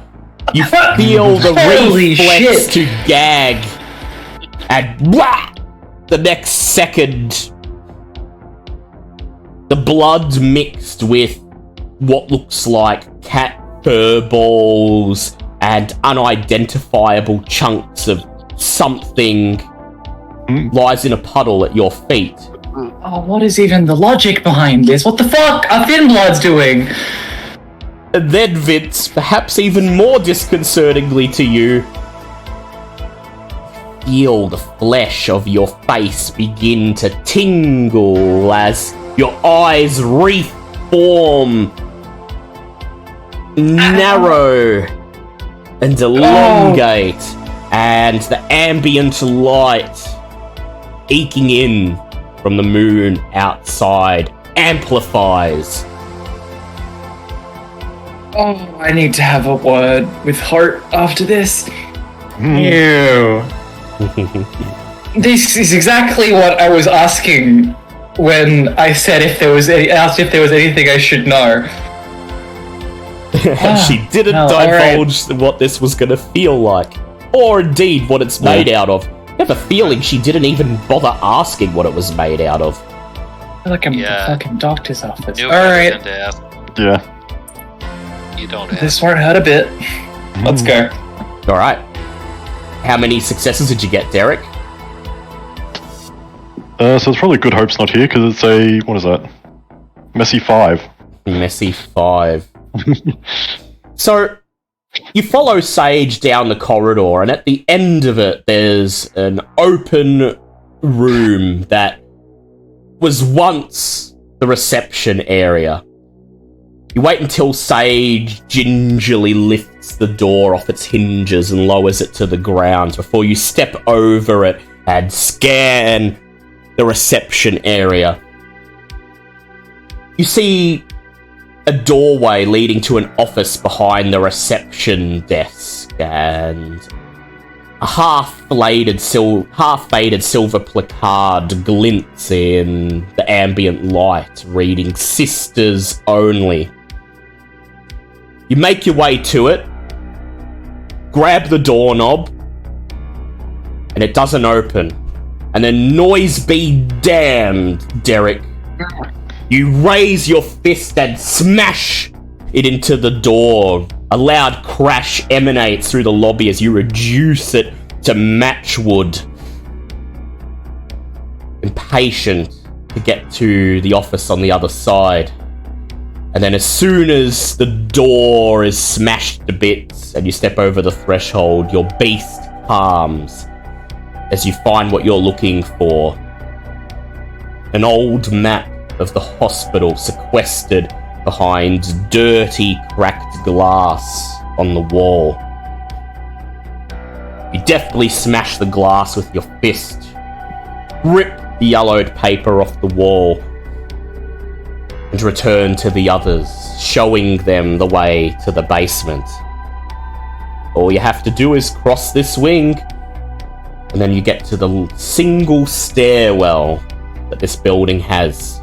It lets you access the upper floors and the basement simultaneously. There are no elevators. The building's far too old for that. Hell yeah, nice find. Alright, let's get going. As you walk off, following Derek, Sage cracks a smile and she says, Tremere punch and shit. Never thought I'd see it. Yeah, they've been spending a lot of time with me. I don't know if I'm to blame or to thank, but I mean, I like it. I do too, she says. She elbows Derek. Best magic's fist, am I right? In the right circumstance. Let's just hope Larson isn't here. And that anyone who's waiting to ambush us didn't hear that racket you made. I mean, I like to punch stuff, but I was careful to take the door off the hinges, lower it softly to the ground. I'm just ripping you, she says. Come on, let's go. The hospital is falling down around you. The place is littered with broken tile, shattered walls, pipe and conduit, and bundles of wire dangling from the pockmarks of ruined plaster and mortar. A lone wheelchair sits in a corner covered in dust. Graffiti tags stain every inch of exposed wall. The entire place smells of death and decay. This is where it all began for the prince.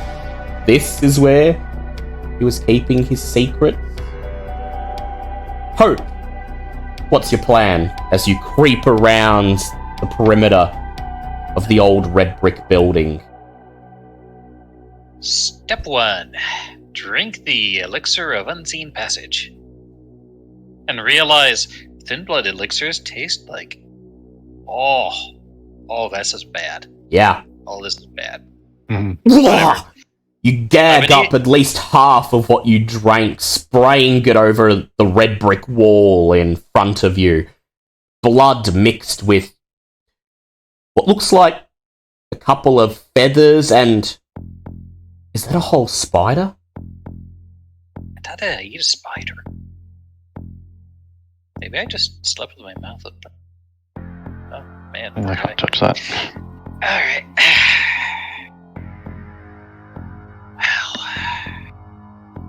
I assume it's working. I've got no way to check it. You've got no way to check, but you've got no reason to assume Duncan lied to you, and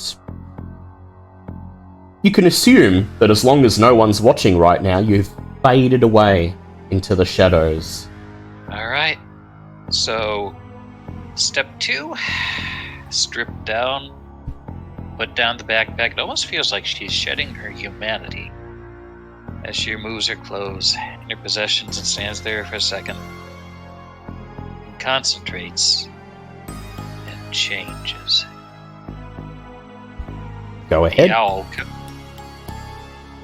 Make your rouse checks. I did, actually. I roused this whole sequence. I did this whole sequence, and the rats will not survive the end of it. Aw. But she changes into horrid form. And as the owl comes out to play, the jacket moves and 2 rats perish as she replaces the lost blood. In a single motion.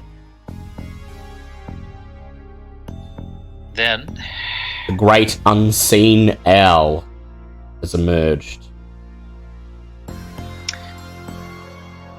She forces through like the swirling, half-buried, animalistic force that is the owl.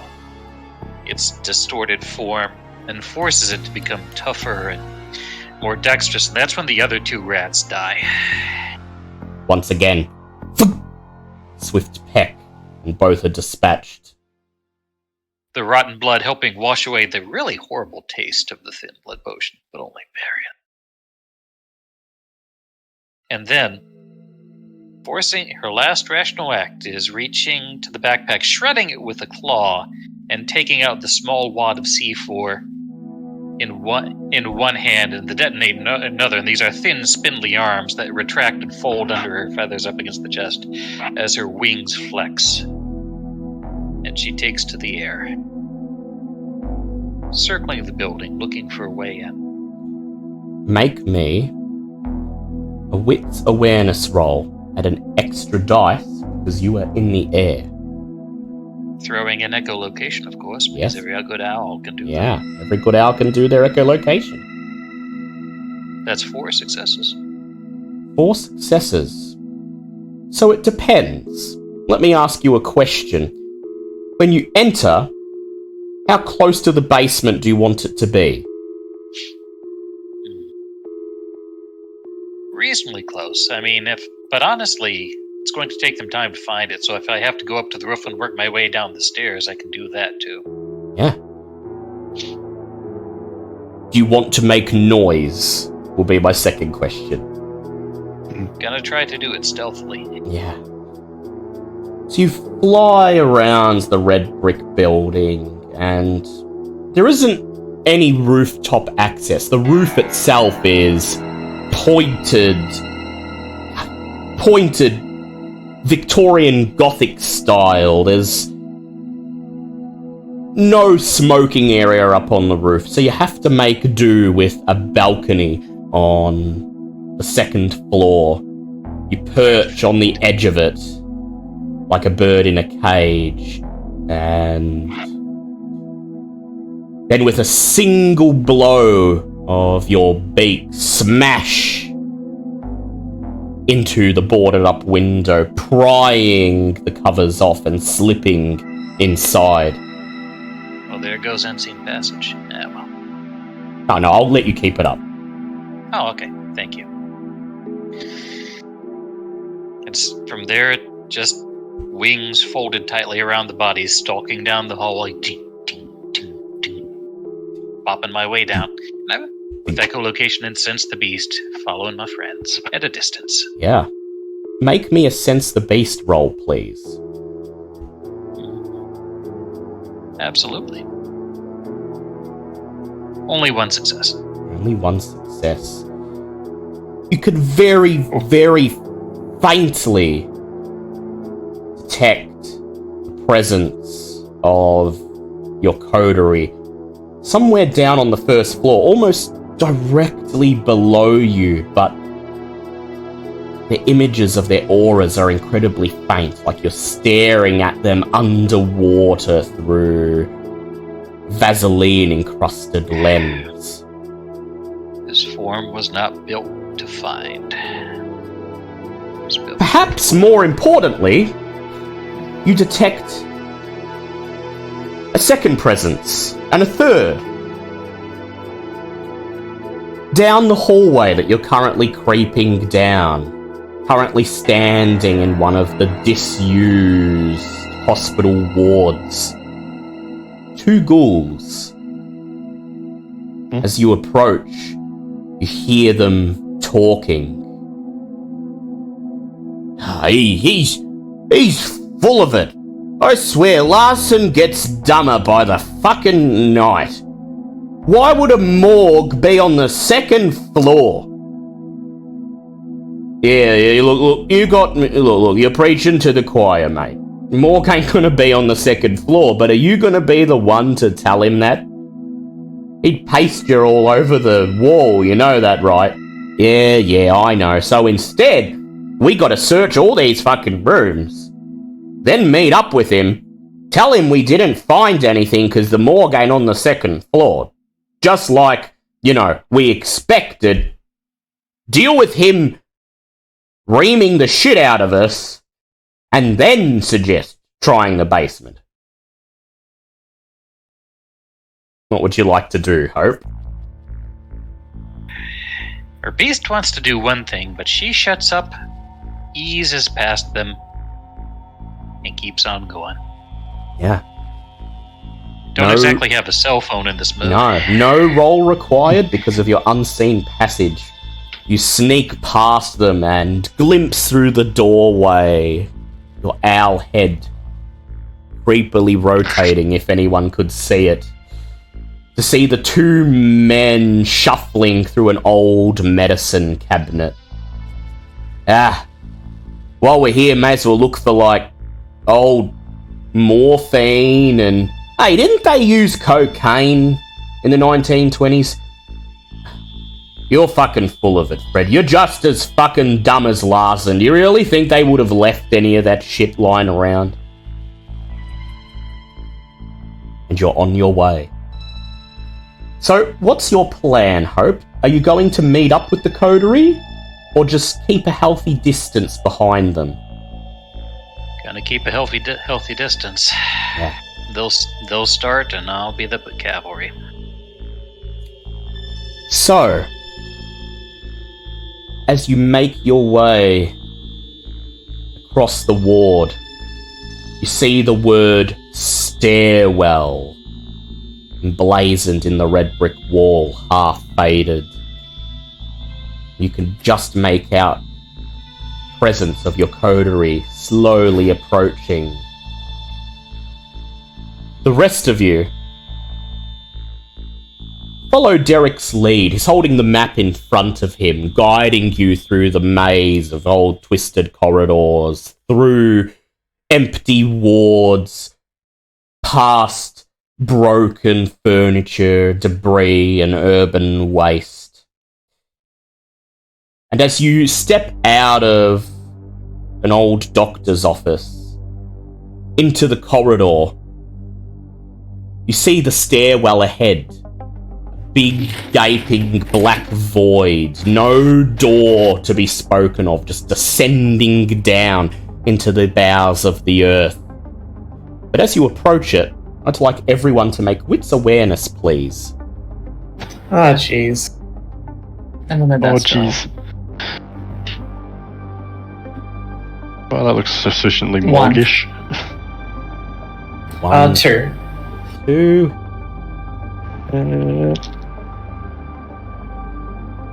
One. You begin to approach the stairwell. You hear the sound of footsteps. Footsteps coming down the corridor to the right of you, the one that meets this one right in front of the stairwell. And you hear voices. Fucking Larson. He sent the other blokes up to the second floor and we get the basement. We get the creepy basement. Yeah. Did you hear that fucking noise coming from out there before? Someone smashing fucking doors down. Sounds like Larson's enemies are here, and of course we're gonna be the ones who have to knock some sense into him. Yeah. Just our luck, innit? What do you do? Reflexively toughness, always. Make your instincts. rouse check. No by extra there. hunger. Yeah. Yeah, she doesn't get hungry, thank God. Vince? Derek?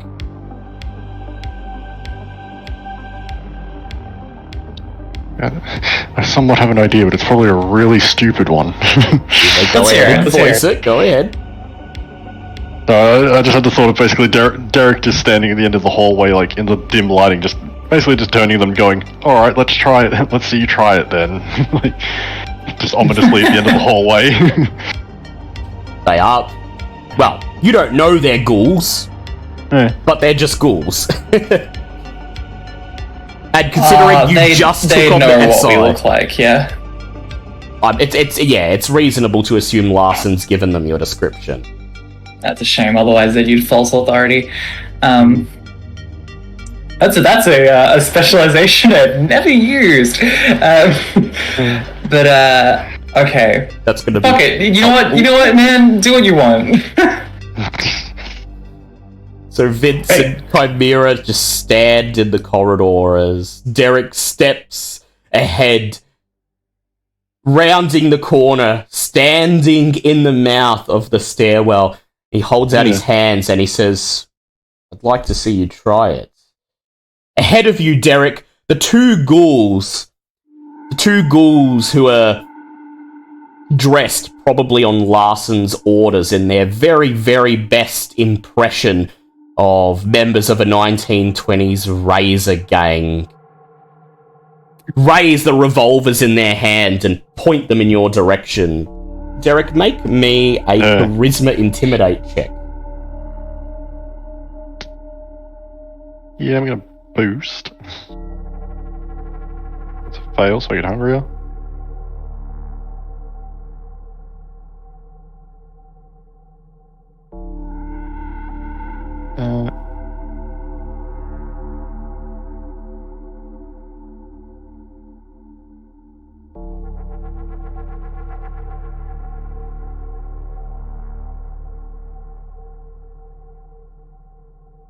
It's 4 successes. 4 successes. Let me roll for them. 5 successes. Yeah. One of the ghouls sneers as his finger tightens on the trigger and he says, "Ah! Knew it! Knew we'd be the ones who have to put our lives on the line. Alright, spread 'em, hands in the air on the floor before we riddle you with fucking lead. We heard you making a racket out there, we knew you were bloody coming."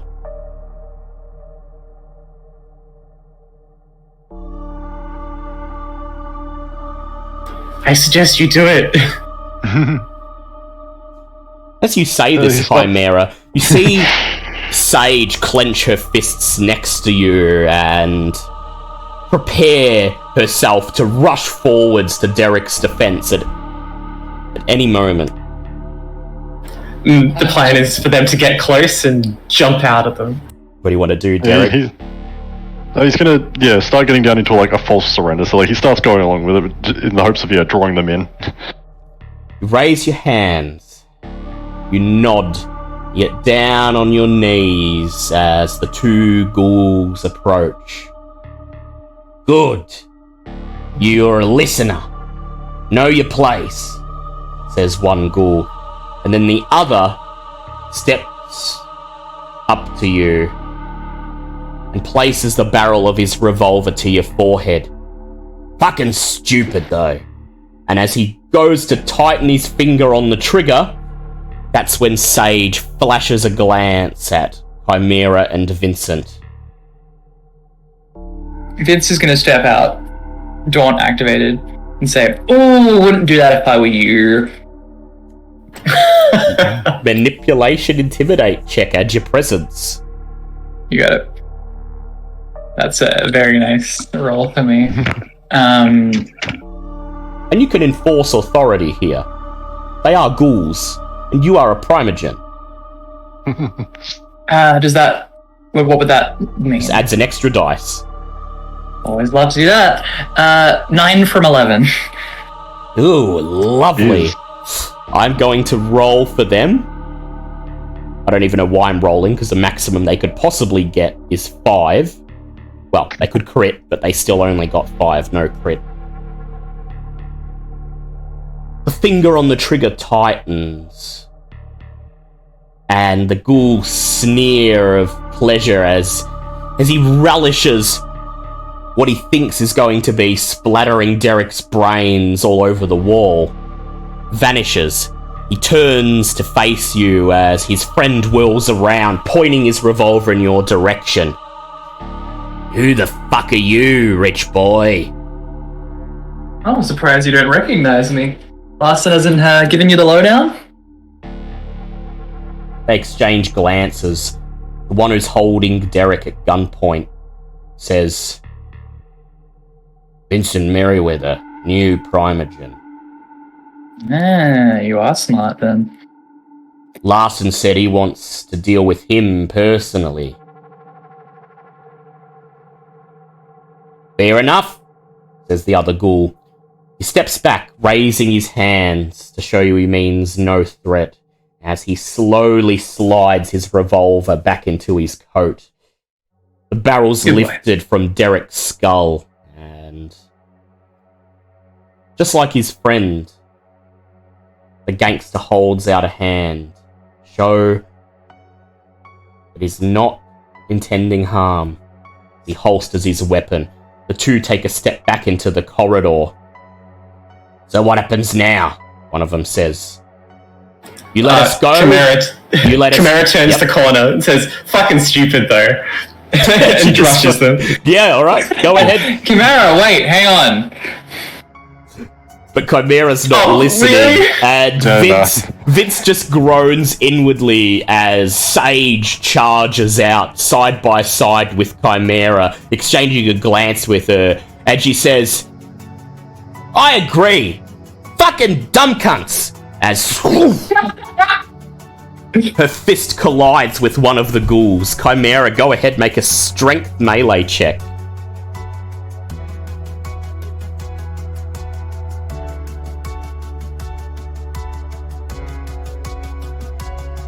That is a critical 7. Critical 7. Alright. It's not these ghouls' day. So the ghouls have 1 dot of fortitude each, which gives them extra health. It gives them 7 health altogether.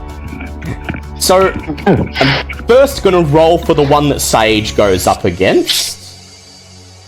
And they have physical pools of 4 each.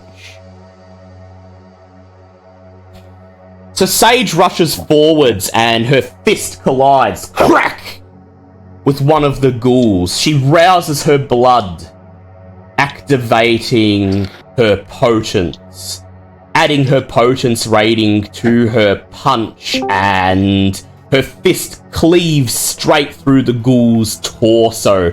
He gasps as he bleeds out, withers, and falls limp on Sage's hand. And then, Chimera, your ghoul rolled a total failure. That's 7 points of aggravated damage. Ooh. Tell me how you upstage Sage without having to rouse the blood to boost yourself with potence. She rushes up to him. His eyes are wide and confused that they would pull the same trick on them that they pulled on the coterie. Grabs his head and just kind of drags him along the windows, bumping them over each and every single pane and piece of wood, slowly dragging him along, bruising up his face, before slamming him down straight on the ground.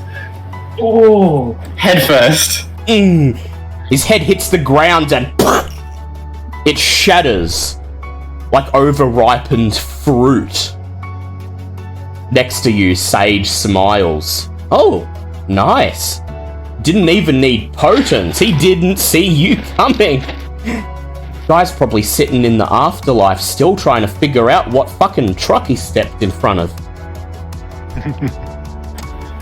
Yeah, if I had my feral weapons, he'd probably be a bit more of a smear, but...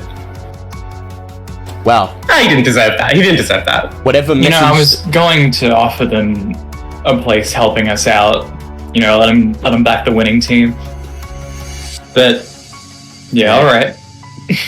No, they're licensed guys. They need to go. I agree, says Sage. Fuck the cam. And fuck all their little lapdogs. Yeah? All of them?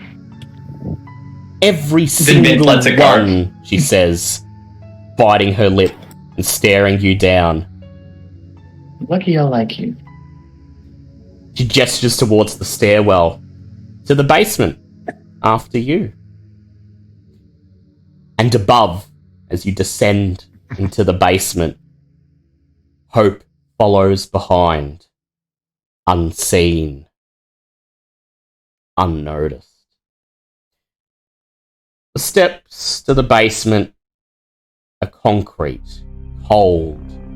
Your footsteps echo in the narrow shaft.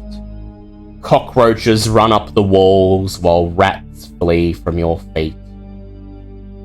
The basement appears to be mostly a repository of junk.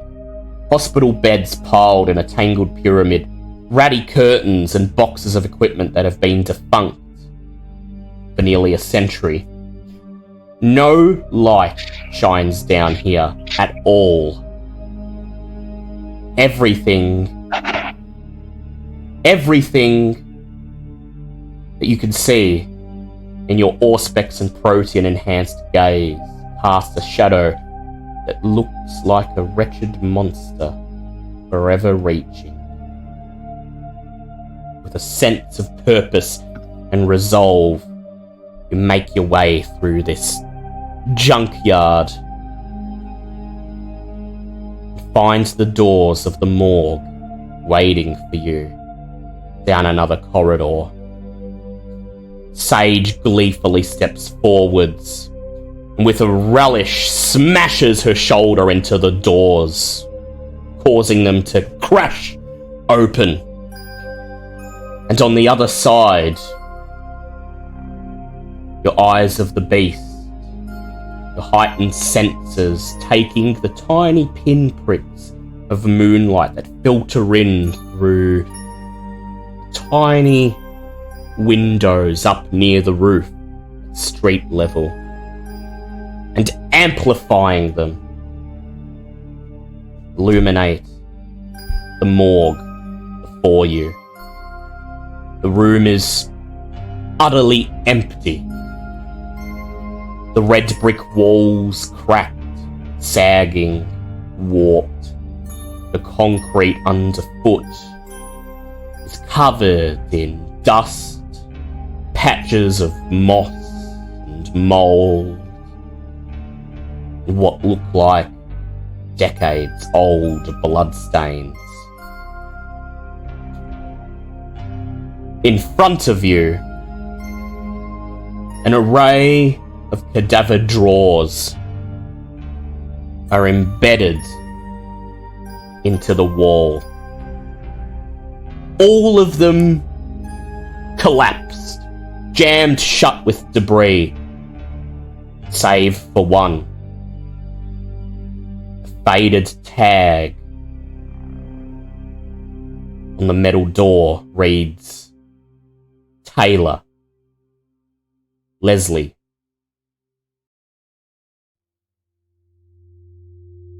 The only other thing of note in the room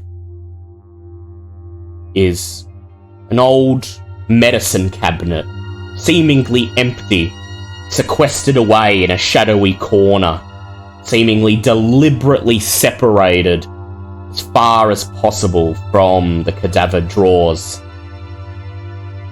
You can see through the dirty, cracked glass in the doors on the top of the cabinet. There's nothing within. Underneath the cabinet, there's a stone counter attached to the floor, embedded into the wall. A set of metal drawers. But just like the medicine cabinet, they've been untouched for decades.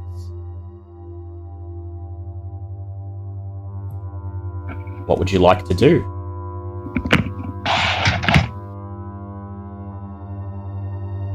Well, I think I know which one it's in. Or at least you hope it's that one. Being probably the most foolhardy or brave, depending on the day, Chimera strides forward and struts up to the drawer and tries to yank it open. Chimera, wrap your fingers around the handle. Take one last look. The tag. Taylor, Leslie. And then you pull out the metal body drawer, the human-sized tray rattling and screeching as it rolls a bit or sticking halfway out. You peer over and stare into the black void that's been revealed. And at the far back of the empty drawer, you see it. A little green, blinking light. So Chimera, or anyone else, you want to get in there? You want to get to the box of secrets? Then you're gonna have to crawl into that dark drawer on your back or on your belly, and only one of you can get in there at a time. At first Chimera tries to reach in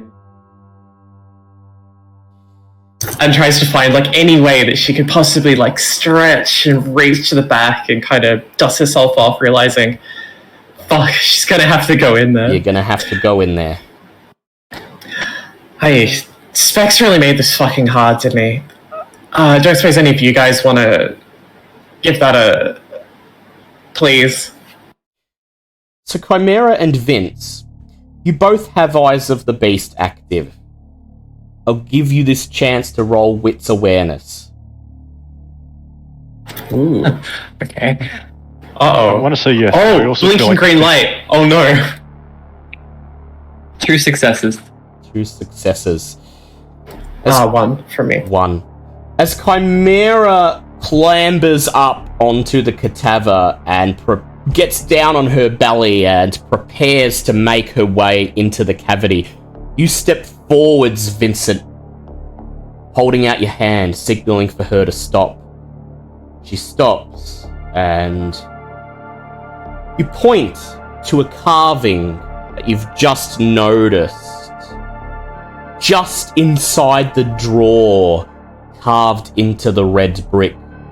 Chimera stops, and she peers up at it. And it reads, the last line of defense. Where it began, it will end for you.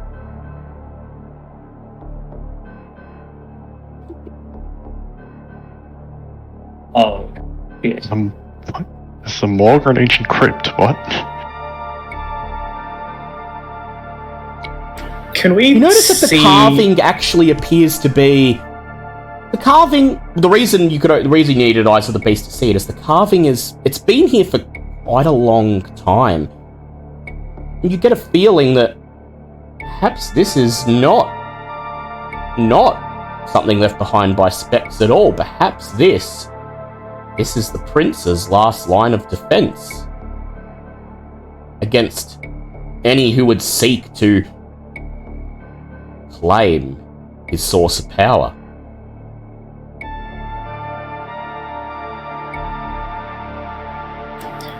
Can anybody with better eyes get a look in there? There's a blinking green light, and that worries me now that I've had a minute to think about it. Yeah, an ominous warning. Yeah. Derek, you've got heightened senses, so go ahead, make me a wits investigate check, adding your Auspex.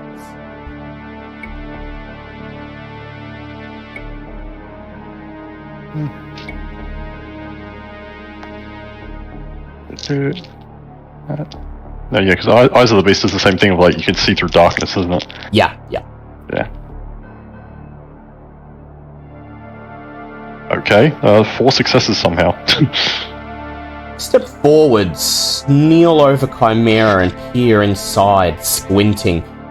She points into the darkness and there you see it. Little green blinking light right at the very back. Squint deeper, trying to figure out what it is. And you see what looks like a palm-sized black box wedged into a cavity. The very end of the drawer. But perhaps more concerning is what you see embedded into the sides of the shaft, that halfway down. 5 pinprick shaped holes, one on top of the other, each about a centimetre apart. Your Auspex doesn't allow you to see this, but if you had infrared goggles on, you would see 5 lasers crisscrossing the inside of the drawer.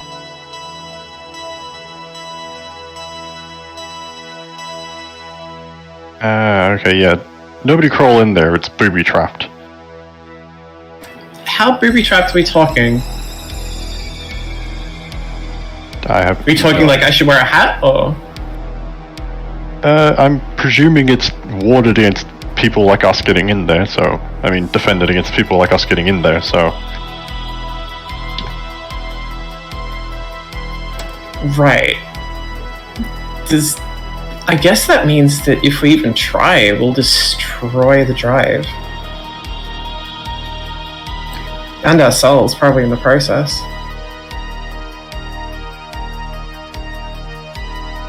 Alright. Guess we need a new plan. The fuck do we do?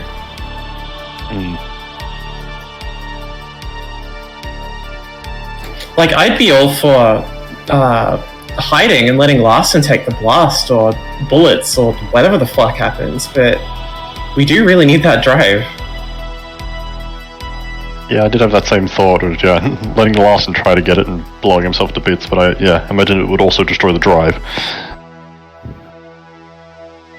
That is indeed the drive in there, yeah. It would not survive. Man. I'm just gonna...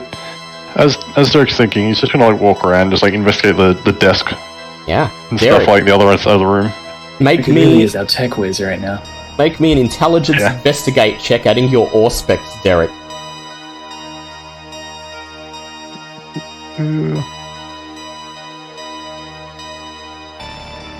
God damn it. 2 successes.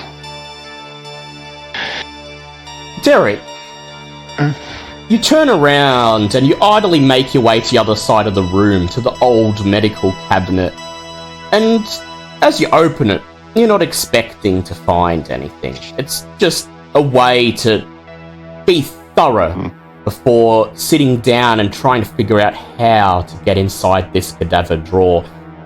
You pull open the glass doors, peer inside at the empty, dusty shelves, shut them. Then you kneel down, grab one of the metal cabinet doors and open it, expecting to see nothing else. You find another door behind it. This one belonging to a Fort Knox brand fire-protected gun safe. It's clean. Unusually clean. As in, only installed in the last few nights. Clean. It's got a big wheel to turn. It's an electronic keypad with 9 numbers on it.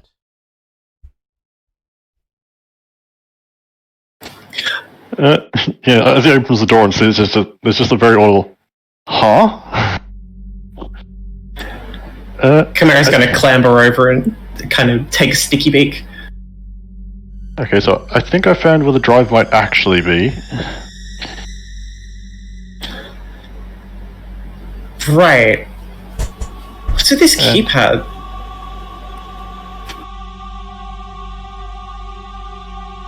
She thinks it over for a minute and realizes that when it all began, probably applies here too.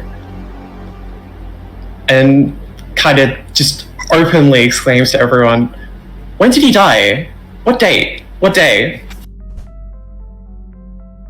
October 1927. 27th of October to be exact. 27/10/27. If nobody has any objections, should we try that?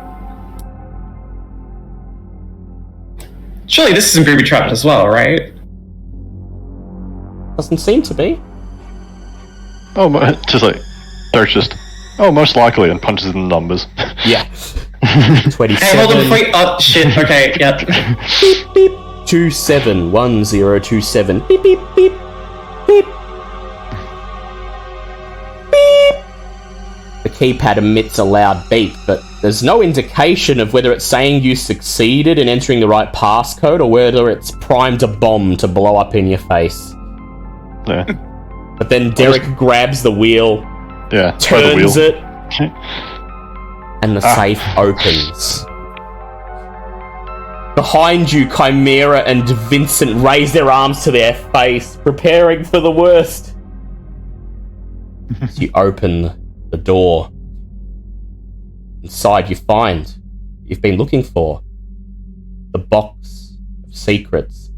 Except it's not just one box. It's a dozen file boxes, all containing documents, tapes, photographs, maps, an unholy host of evidence and secrets regarding the city's nocturnal population, every vampire, every secret, going back 50 years or more. This is a major potential Masquerade breach, but it also guarantees the wielder of such information absolute power over the undead hierarchy. Well, shit, I guess this is it. It's not as portable as I'd hoped, but... goddamn, alright. You hear the sound of footsteps crunching across crumbling concrete from the room outside.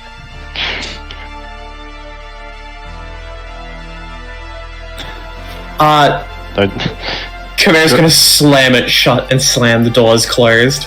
Yeah, Derek was just scrambling, just shoves it all back and shuts the doors. You shut the doors and you scramble to stand in front of the open cadaver drawer as the warped morgue doors shudder and shake and are finally wrenched from their hinges and thrown into the room. While he's doing that, may I slip something into his pocket? What would you like to slip into Larson's pocket, Hope? A small ball of Semtex. Hope, you'll be touching him, so this may potentially breach your unseen package. In that case, never mind. You wish to remain hidden? For now. You could do what I did in Gem City, sneak up behind him, breach it, and then quickly reactivate it while the potion is still in effect. Oh? In that case, I'll give it a shot. He's not the most perceptive. Alright. Go ahead. Make a dexterity, larceny, or stealth check for me. Dexterity, stealth. And dexterity is currently boosted and boosted on top of that, so... Alright, I get a good shot.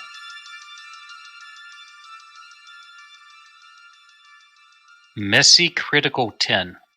Uh-oh. Alright. As Larson steps past you into the room, into the morgue, you lurch forwards, ending your unseen passage. And then he gets 6 successes on his wit's awareness. His lip curls as his gaze sets upon the rest of your coterie, and he doesn't feel the weight of the Semtex ball dropping into his back pocket. But then, as you withdraw your hand, your beast snarls. You're this close! You're this close.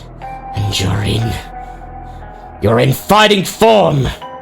What's with the cloak and dagger? What's with the games? Show your supremacy now! Punish him for his insults! I'll give you 2 choices, Hope. You may spend a willpower to control the beast, or else I'll allow you to decide how you would like to make him feel your supremacy. So I'm going to spend a willpower to control it. But the rest of you see, as she's currently fighting it, she doesn't go back into unseen form. She stands there in the form of the owl. Wings outstretched, 4 eyes blinking golden from just behind him. Rib mouth opening and closing, and the massive mutated torso, blank bone face mask quivering. But Larson is oblivious as he monologues. The Bruja stands before you all, his body coiled and ready for a fight. He's tall and muscular, rugged, intimidating.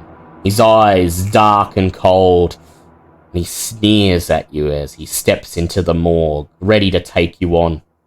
He's dressed in torn leather clothing. His hair is wild and untamed. As he walks forwards, he carries himself with a swagger, his body language communicating his confidence and aggression.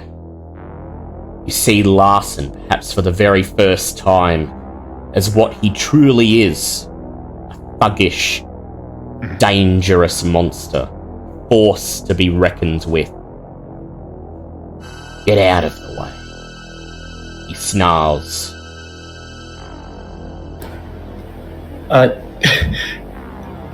Chimera just buckles entirely. Alright, you're the boss. Okay. Vincent? Derek? Really? Yeah, I mean, we couldn't find shit. And he turned us into paste. Fucking fair enough.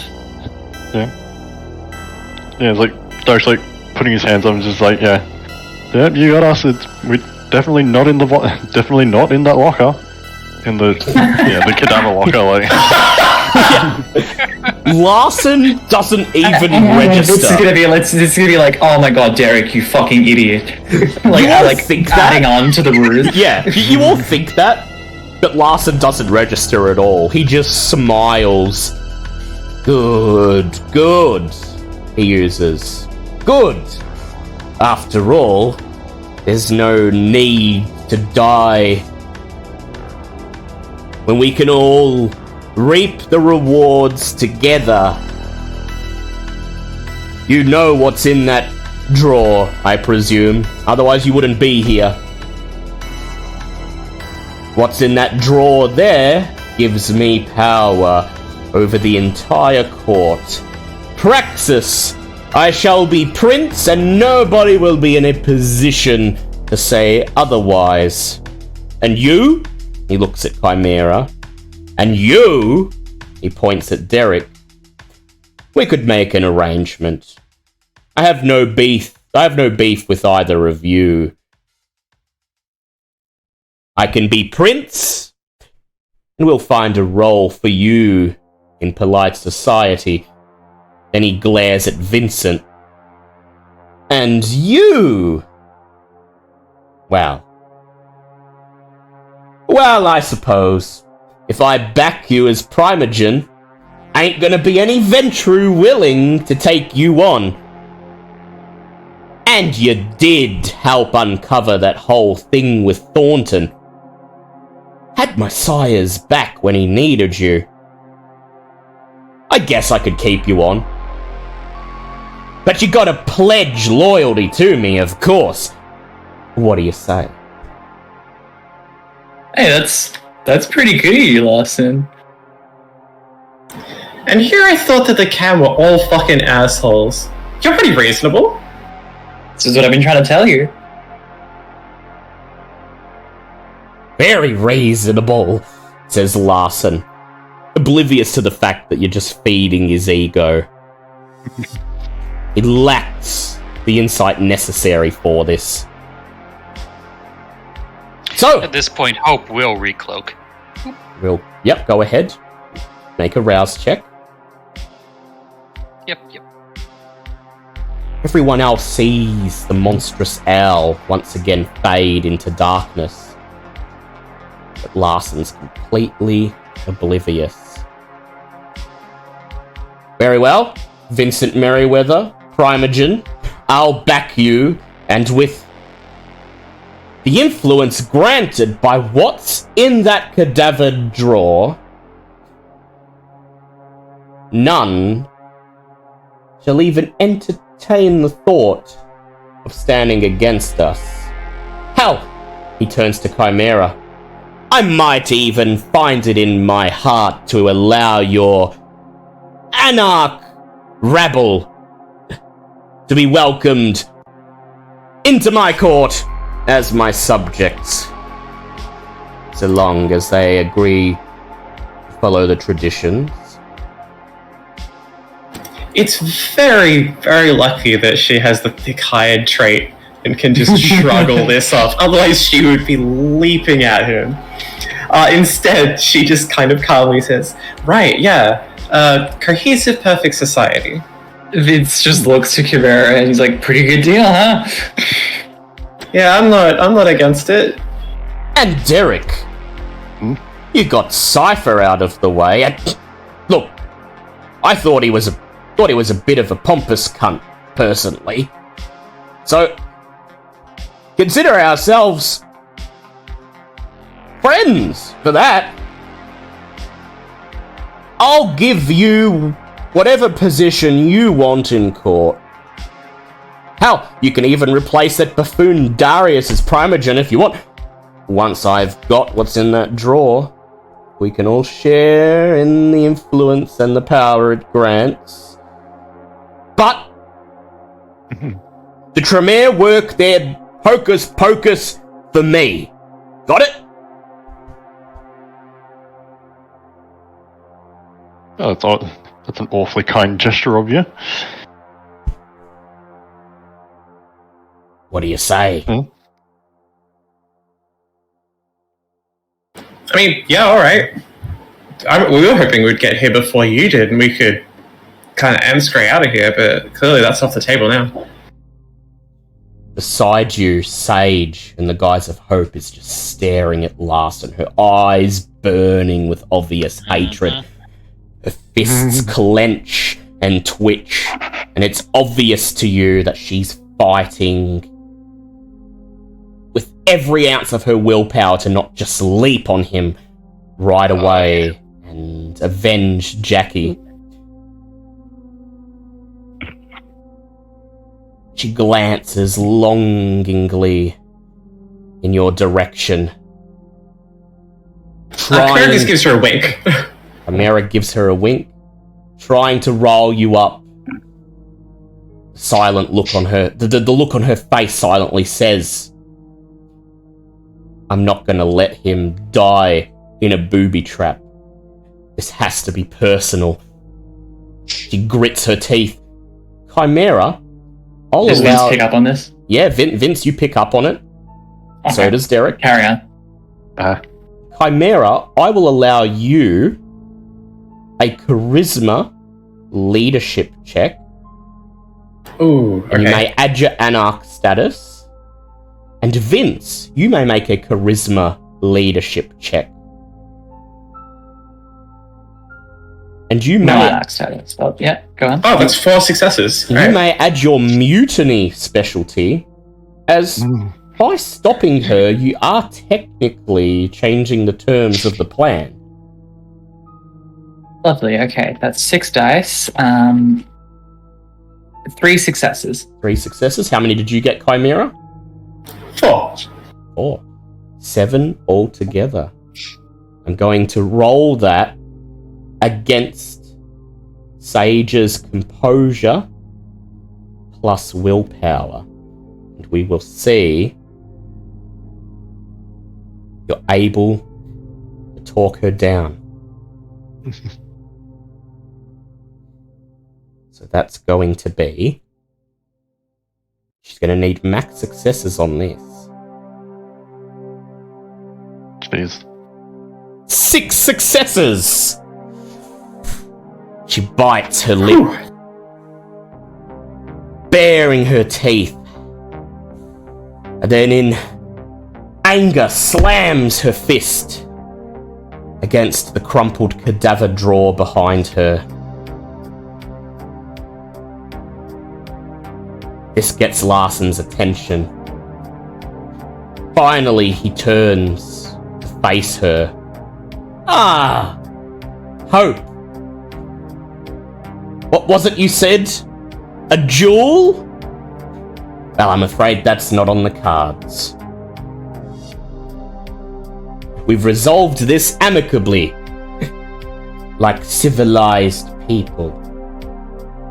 Then he steps forwards, and as you disperse to let him through, wraps his hands around the handle of the cadaver drawer. And then with a great grunt, he wrenches the slab out of the shaft. He kneels over, peers in, and smiles. Ah, I can see it. I can see it. Just where Martin and Specs said it would be. He turns towards Sage. Go in and get it.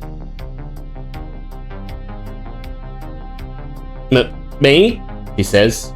He nods. Crawl in there, get the hard drive, and give it to me. She looks. Are you gonna let her take your moment? He looks at you, Vince, and he says, I'm not as stupid as you think I am. Specs put it in there, so something's gotta give. He turns once more to Sage. Get the fuck in the drawer, or I'll paste you just like I did, you little anarch Tory bitch friend. And at that moment, Hope stops shaking.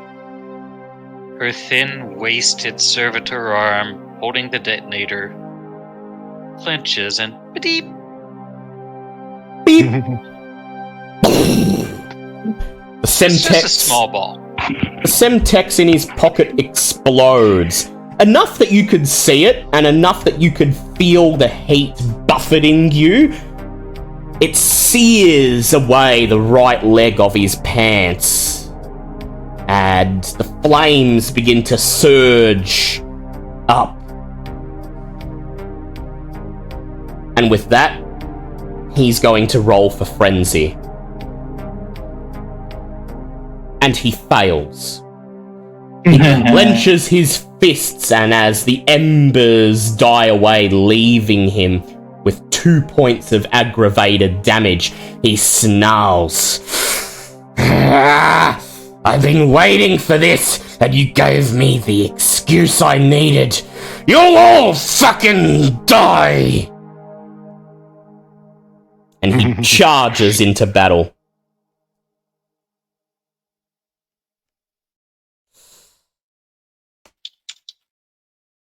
Whew. What would you Oh, guys boy. like to do?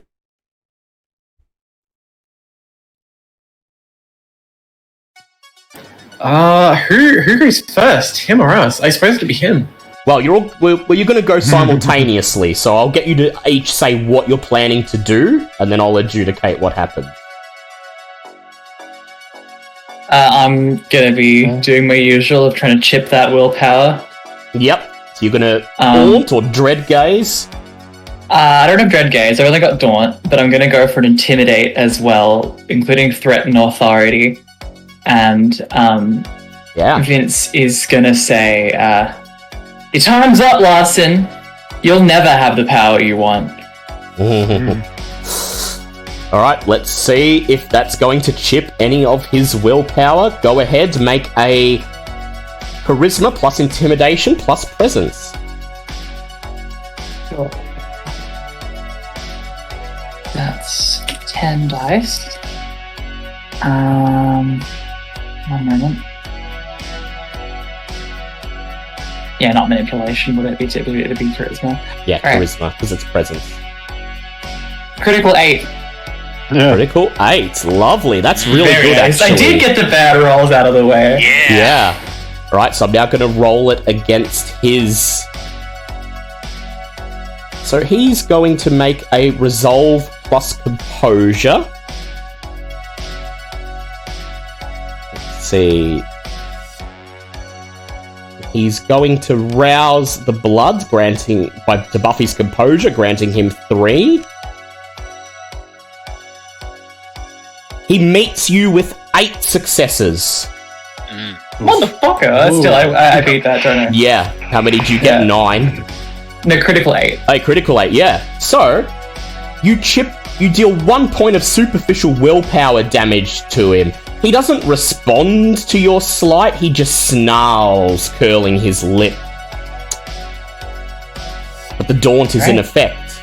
And if he wants to attack you, he has to roll Composure plus Resolve. Derek, Chimera, Hope, what do you guys plan to do? Just seeing him go into frenzy and just, oh good, I wanted an excuse to use this, and I snap my fingers and a ball flame appears. Then you hurl it in his direction as he charges at you. Yeah. Most other vampires would recoil the moment you snapped the fireball into existence, but he's in the grip of his raging beast, furious.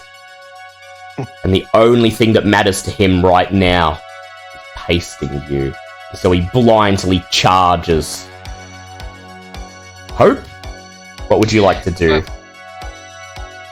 Four Eyes kind of look upwards with the ceiling as the owl sighs. Forgot the plan already. Then she walks over, slips an arm into Derek's jacket where he put the thin blood potion. Drink it and spit like nightfall into the room, revealing herself to do so. Oh yeah. Yeah. Oh yeah. So you're going to activate What's going on? You're going to activate the Tenebrous Shroud. I think it is. Tenebrous Shroud. So go ahead and roll for that and substitute Oblivion for Duncan's blood alchemy, which is 4. Okay, so I'm not sure what to roll. All right, I'll get that for you. Hang on. I just have to look in Chicago by night. I'm not sure there is anything to roll. I think it There just might goes be. off. I'm just going to double check. You might be right. Yeah, please do. I'm just going to double check in Chicago by Yeah, night. that's one of the reasons I chose it, because... Yeah, I don't think there is a roll for it. I'm just double checking just though, happens. just to be safe. But we'll see, yeah. Please do, please do. Tenebrous, yeah. Stygian Shroud. Yeah, Stygian Shroud, you that's just fine. need to make a rouse check. Alright. And get hungrier. Darkness spews out of one of the nearby shadows as you blanket the room in gloom equivalent to a moonless night.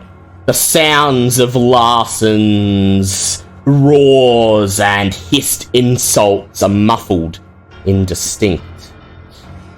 Everyone sees the pitch black, inky shadow expand over every surface in the room, including your bodies. And Sage told me that Jackie told her some aspects, so everyone else should be good. Yeah. So everyone except Larson, well, yeah, Larson, everyone else can see in the dark. Does heightened senses let you see through supernatural darkness? It does. So Larson currently has a 3 dice penalty to all rolls. Lovely. Chimera, that leaves you. What would you like to do? So she boosted feral weapons and got a little bit hungrier. Sorry, not boosted feral weapons. I brought out feral weapons and morphed her hands into claws and just like bits of feathers, and just starts lashing out directly at him, trying to grab onto him and tear him into pieces if she can. Alright. I'd like for Chimera to go ahead and make for me a strength plus brawl check.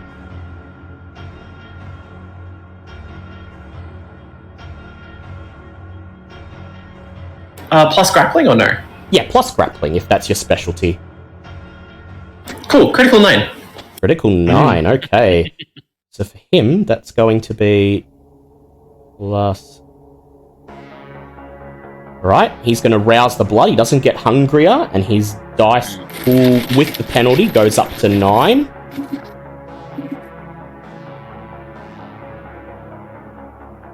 Critical 10 for Larson. Oh, you're joking! Ah! Battle of the Titans here. Here's an end boss. You rush forwards, leaping towards Larson, and he whirls around on the spot, stopping his charge towards Derek, and clenches his fist, punching an uppercut into your stomach as you leap towards him. The wind is knocked out of you, and you take 1 plus... You take 6 points of superficial damage. Ooh, half down to 3? Halves down to 3, indeed, because it is not a feral owie. weapon. And then That's ouchie. he turns and continues charging towards Derek. Derek, go ahead and make a composure plus occult.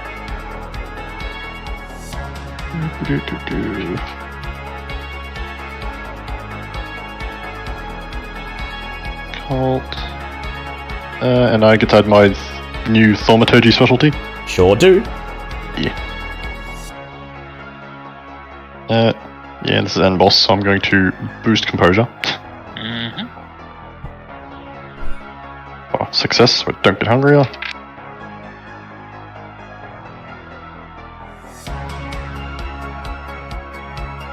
Keep dropping die.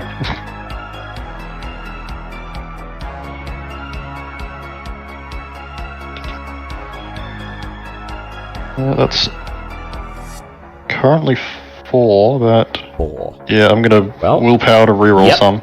Yep, probably a good choice. Okay.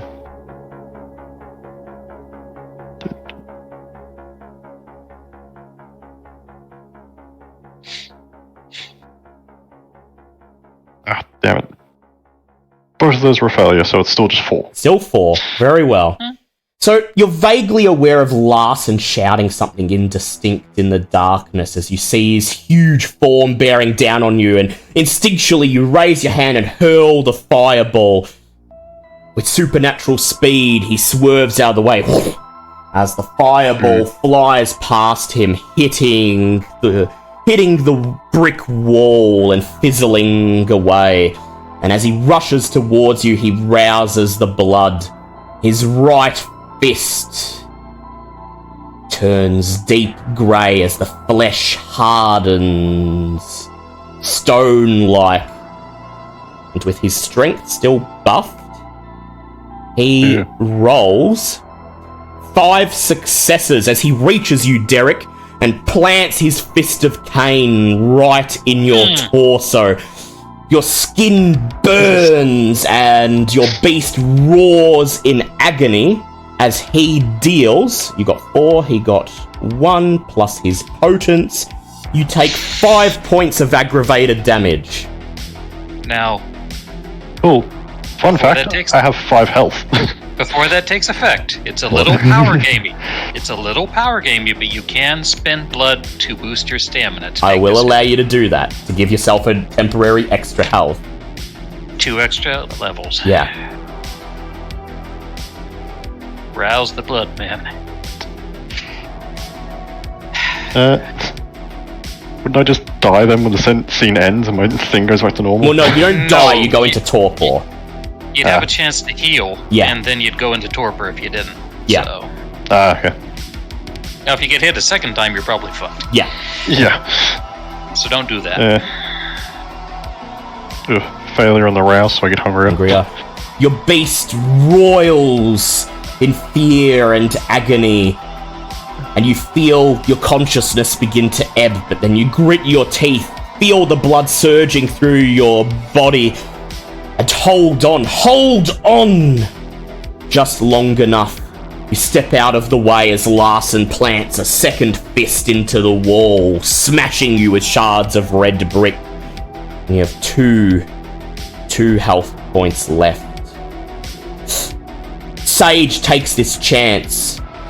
She locks eyes with Larson and uses her celerity, blinking forwards in a blur, getting advantage on her hit against him.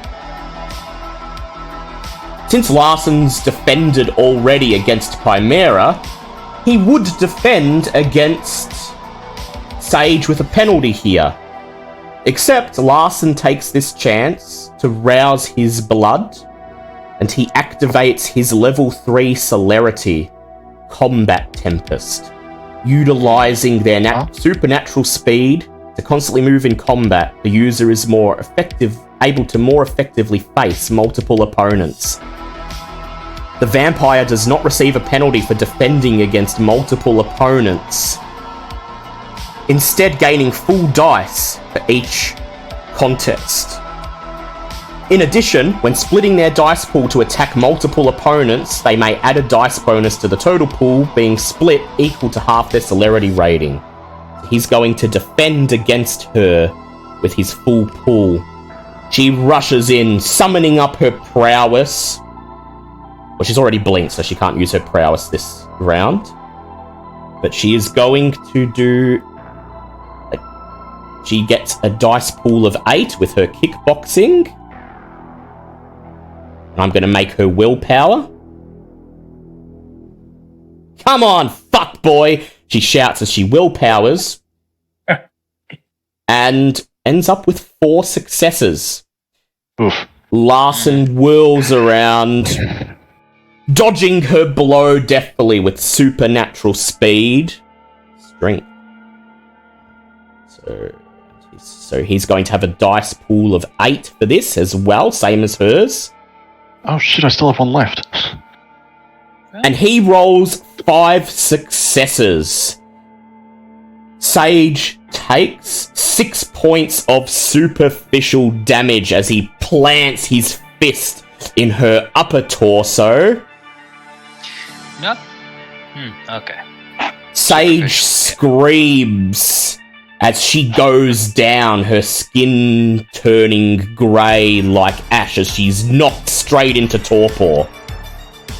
Now, hang on a second. Jesus. How's he getting multiple attacks?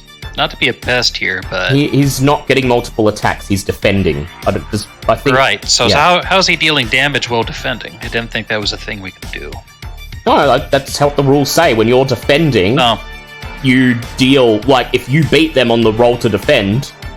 Wait, do you? Let me check. I'm going to double check this, because, yeah, this does kind of defend... It does seem a little important. I hate to be fiddly here, but... and you're the GM, but... No, I always assumed it worked...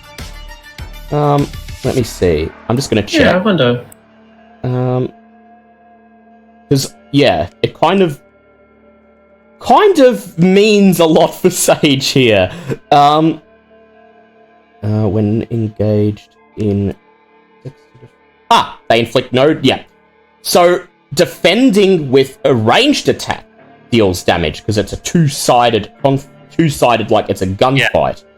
Gunfight. But when engaged in a brawl or melee conflict... It just kind of blocks or parries. Yeah, so he just parries and punches, knocking her hand out of the way, and she screams in pain. Alright. Okay. Next round. Thank you. Oh, does that mean the Chimera gets her health back? Yeah. Chimera, sweet, cool. He defended against you, so yeah, you don't take any damage. So you're fine, Chimera. Okay, thank God, because that was like halfway to death already. Yeah. No, so But he was Derek still directly... takes damage though, doesn't he? because he was attacking ranged Derek, yeah. Alright. He came to kick Derek's shit in, specifically. Next round, what would you all like to do? Ow. Poor Derek. And then the owl slides into play, and I'm going to attempt to rip and tear until it is done. Yeah, alright. Strength brawl. Dexterity brawl, if I may. Dexterity brawl, yeah, go ahead.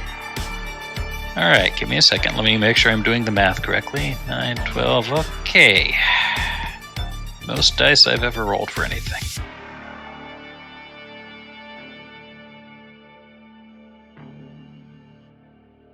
Wow. Oh. Yeah, I'm gonna Jeez. willpower this. The dice roller is like, oh, hey, you're back again, bitch. 6 successes. That's all I got. 6 successes to his defend. Let's It's go. like, I thought I told you in Cyberpunk. 5 successes. All right. Yeah, you hit him. He whirls around, but he's just far enough away from dodging Sage's blow that you're already on him by the time he turns to face you. You rend him with your talons, and do you deal aggravated damage while you're in? I do not. Form? You do not. So that is sadly. So only it's a point 1 of plus 2 is 3, half to 1. half to 1. Yep, 1 point of superficial, still better than nothing. And the mouth rumbles.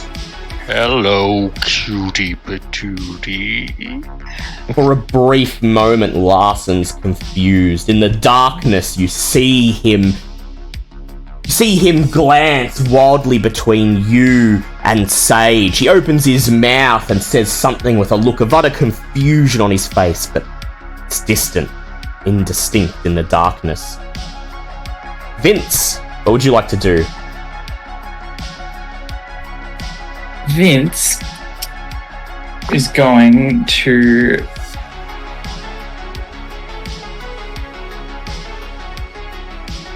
save that for later.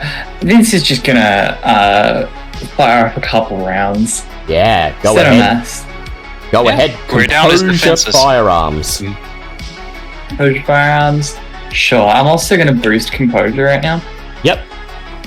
I get hungrier, so I'm at 3 now. And that's 6, 3 successes. 3 successes. So he's going to counter this with his Dex Athletics. He has a dice pool of 6, but he gets the penalty of 3, meaning he's only rolling a dice pool of 3 for this. But he does get to add his celerity. Brings it back up to 6, cancelling out the penalty. 4 successes. How many did you get, Vince? 3. 3. You fire your gun and the shots are muffled, distant in the darkness, and whoosh, whoosh, whoosh. Using his combat tempest, Larson swerves, dodging each of the shots. He snarls, opens his mouth to mock you, but you don't hear it. Chimera. Bonus to this power. We can't hear Larson. Yeah. You can't hear him taunting you. That is a bonus. Seeing everybody kind of just like flailing and wailing and doing their best, this is exactly what Chimera loves doing. So she jumps in and wails as well. Yep. No feral weapons, just fists. No, feral weapons are still going on. Yep, alright. They're active from last time, yeah. Yep. Yeah, they're still active. You extend your talons and leap in as catching him unawares as he tries to dodge one of Vincent's shots, trying your best to bring your talons down onto his face. Roll me a strength brawl, please. With pleasure.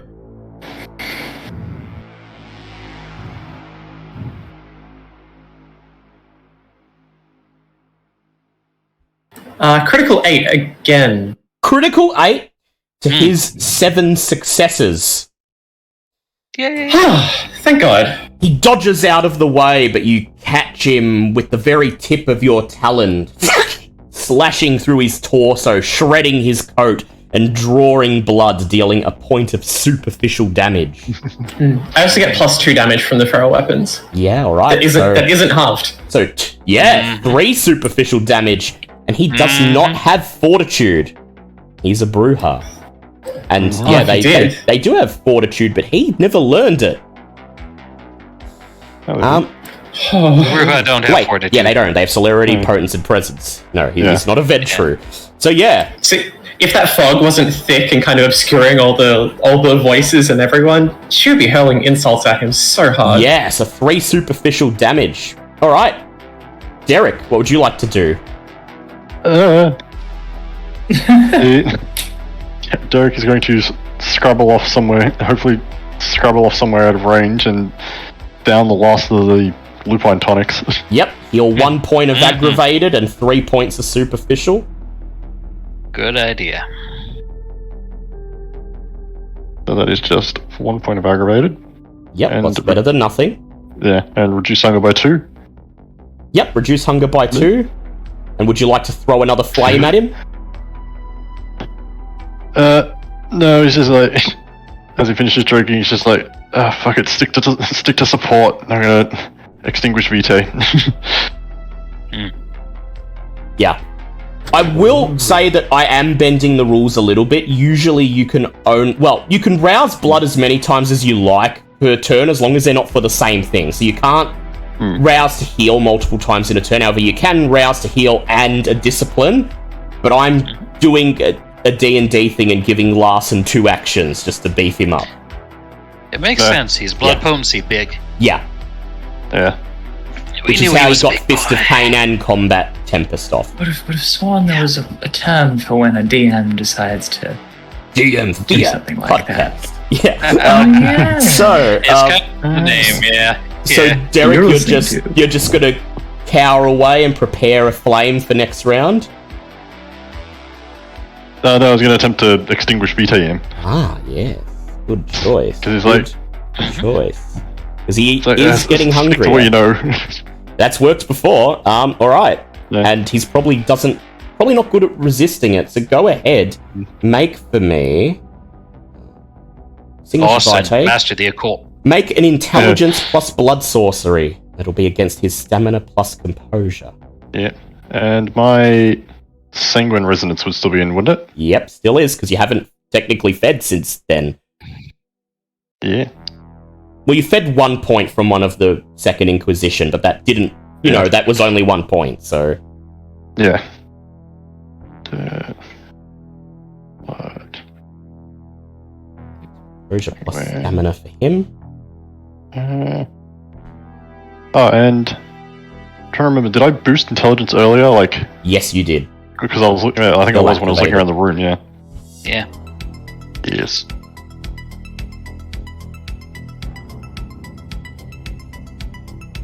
Oh, that's what you like to see.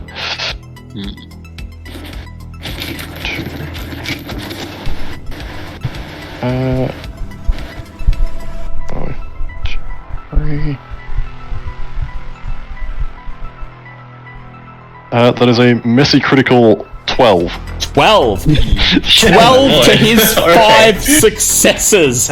Messy critical. So Shit, he isn't that loses 2 hunger? yeah, he two loses hunger. 2 hunger on a crit. He goes up to hunger 4, and I will not have the messy critical do anything other than hearing your beast indistinctly snarl back at him as he roars with hunger and anger.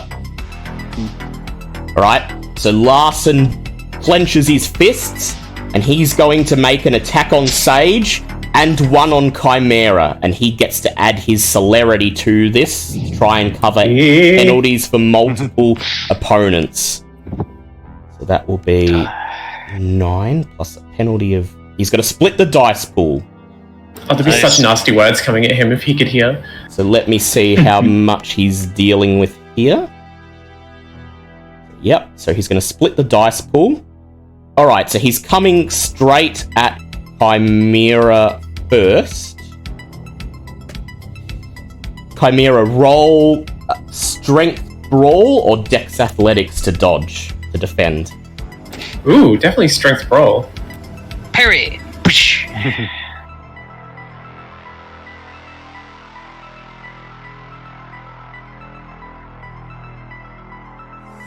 1 second, I'm just calculating all that. Does that count grappling as well? No, because you're just trying to... No, because that's an attack, yeah. Yeah.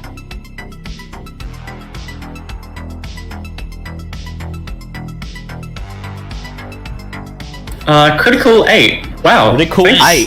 Thanks, Dice Roller. Okay, so Larson's divided up his dice pool, and he's assigned his 3 celerity to the dice pool that's going after you, which gives him a dice pool of 8. And he rolled 8 successes, like you did, but he's going to willpower. Powering through the defense, I'm envisioning this like you do a cross defense, and he just... And with the constantly willpower, he gets a critical Like JoJo. 10 successes. Oh. Chimera, you take 7 points of aggravated damage. Jesus, okay. Is that enough Still to up? put you in? Is it, you still No, up? she's still alright. She's still got 1 left. 1 left. Okay. That would Oh literally my God. He delivers a swift punch to your torso, his fist of cane shattering your bones, and then, in a single blurred motion, whirls around and rushes towards Sage, and she gets the lower dice pool. Oh, I should have willpowered that. Oh well. Lesson learned. Sage Yeah, that's goes to lit. defend, rolling a 2, and Larson rolls a messy critical on his dice pool of 5, giving him 8 successes. Oh, Sage. So Sage willpower. Sage is going Use to your willpower fleetness. this. Sage Doesn't she have fleetness? She does have fleetness. So Go shorter, man. That's why we she's- brought her. She she's could dodge. going to use her fleetness. I did forget that she had it. I'm looking at her sheet right now. You're killing me. You're killing me, Smalls. You're killing me. Celerity. Let's get her fleetness. Yeah. Once per turn, she may do this when defending. So she's going to add her celerity rating of... let me check her celerity rating of And 3. she's got willpower. Alright. 5 successes altogether. Probably still down. He slams his fist into her, Not dead. leaving her with 1 point of health. Sending her flying across the room, but as she hits the floor, she groans and rises to her feet. And then she charges at him, raising her fist. And that's he's defended twice before, so... defended twice before, but he's got his combat tempest. It lasts for a scene, so he's got no penalty on this. Okay. She's nuts. going to rush in with her strength and brawl, giving her a dice pool of 8, and him with a dice pool of 9. Is that with the darkness and all that, or? Yeah, darkness is a count. Yeah. We'd be rolling with 12 without it. Without the darkness, we'd Jesus. be fucked. He rolls This 4 is- successes, she rolls 5 successes, and smash! She gives him a and- Muay Thai kick to the groin, adding her potence and dealing 2 points of superficial damage once halved, which is enough to impair him. Oh, he's into ag. He's into ag. Alright, next round. And Derek. the owl moves in for the kill. Yeah, Hope, go first. Yep, Hope, what would you like to do? Leap upon him. Just leap upon him. Abandon all pretense of Yep. anything but savagery. Go ahead. Strength roll. And gonna willpower this to dice rollers. And only gives me 6 successes. 6 successes. So as you charge towards him, he is going to rouse his blood. He fails, goes up to hunger 5. But as he sees this huge owl bearing towards him, he locks eyes with you, and suddenly the darkness departs, revealing his face, a mask of absolute terror. You can't hear what he's saying, but you get the gist of it as he activates his dread gaze on you. Oh, this again. Go ahead, make a composure plus resolve to his charisma and presence. I'll do what I did the last time and try to rouse both. And go up to hunger Oh, no. for myself. So this is fitting. Oh no! No, this is fitting. And then I'll roll and see if the dice roller keeps shafting me like it's been. Because, good lord, these rolls.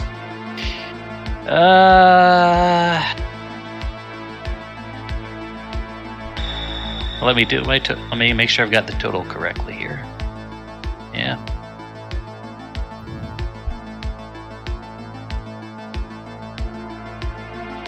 Six successes.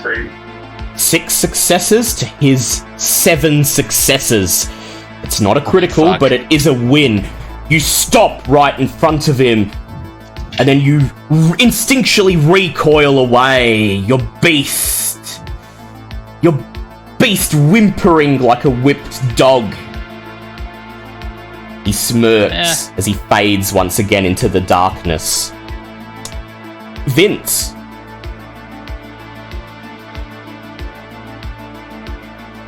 Yeah.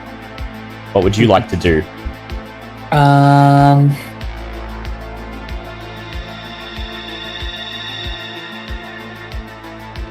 So he's really not looking good. He's impaired. No, yeah? he's impaired now. He's impaired. He's probably bone white because he's hungry. Yeah, he's at hunger 5. We're going for another intimidate. Intimidate, see if you can chip his willpower. Alright, go ahead. Charisma Also, plus frankly, intimidate just for plus Vincent's presence. ego. It's another. I'm going to use threaten authority again if I can. Yep. Use that And specialty. it will be. Vince is going to say, "Aw, looks like we're going to need a new sheriff in town." How many successes do you get? Doesn't really make sense. But that's charisma intimidate, yeah? Sheriff. Yep, charisma, intimidate, plus your presence, plus your specialty. Yep. Shot the sheriff. Messy 6. Messy 6 to his 2 successes. I feel like this works better as a messy thematically anyway, so that's good. You plan to say, looks like we need a new sheriff. Instead, you bare your fangs and you snarl, I fought the law and I won. And he flinches from the comment and you shred his willpower. 4 points of superficial willpower. He's now impaired on willpower. Oh my god. You don't hear his response because the Stygian Shroud has buffed it, but you can only imagine it's one of either raucous applause at the great one-liner or just facepalm and cream. It must be. It's gotta be. It couldn't be anything else. Chimera, what would you like to do? Seeing him weakened and down and having dealt with all his shit for all night now, one last time, taking out all the stops, trying to beat him to fucking death. Yep, alright. Strength brawl. And he's not defending. He was going to attack Chimera, so he's going to deal damage to you if he passes this. But he has impaired. He's only rolling with a dice pool of 7. Success of 8. Success of 8. He doesn't have any willpower, so whatever he gets on this dice pool is what he gets. Messy crit of 9. Oh no! I should have willpowered again. He blinks out of the way and delivers his fist to the side of your torso. The last of your ribs shatter as he deals 6 points of aggravated damage to you. Oh, in defense? He was attacking. He wasn't defending, he was attacking. Yeah. Remember, Dale specified he was going after you this round, so this was his attack. Ooh. Yeah, I thought I said that. But You did. You're top it, yeah? Yeah. Yeah, well and truly. Yeah, Chimera screams as her skin grows grey and hard, and she just spits, "You fucker!" as she falls to the ground with a thud. Derek, you're up. Geez. Still got fire. And he's impaired now. Yeah. Or you could extinguish Vitae and possibly end this. Yeah. I'd go with EV myself, but that's your call, man. Yeah.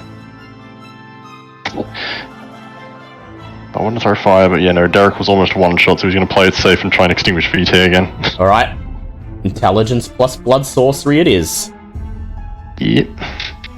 Composure plus stamina with the penalty, leaving him with only 5. Okay.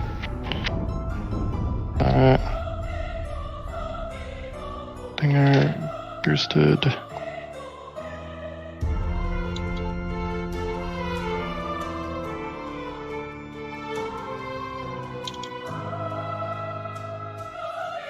I'm going to willpower that.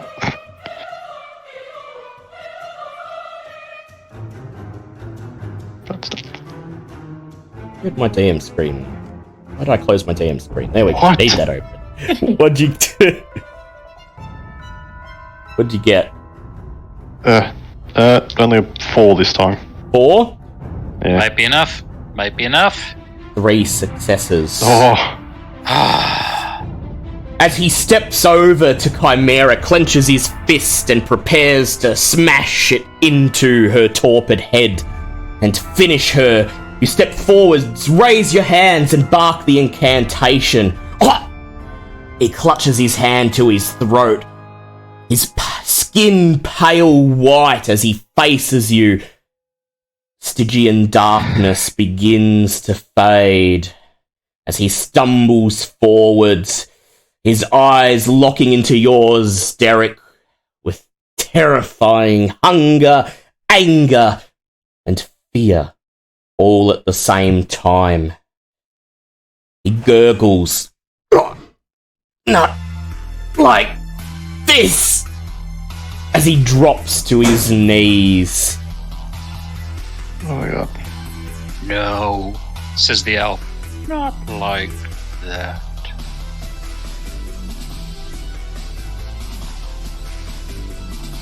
Larson kneels before you, grinning, eyes flashing. On the surface he seems defiant. But as you begin to gather around him, the facade trembles, and the cracks begin to show. He sees the writing on the wall.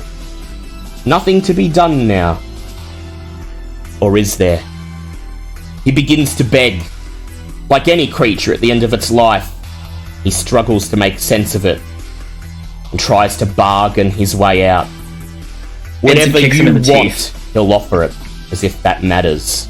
And then Vincent steps forwards, kicks him in the teeth, knocking out a tooth, forcing him to spit up the last of his blood.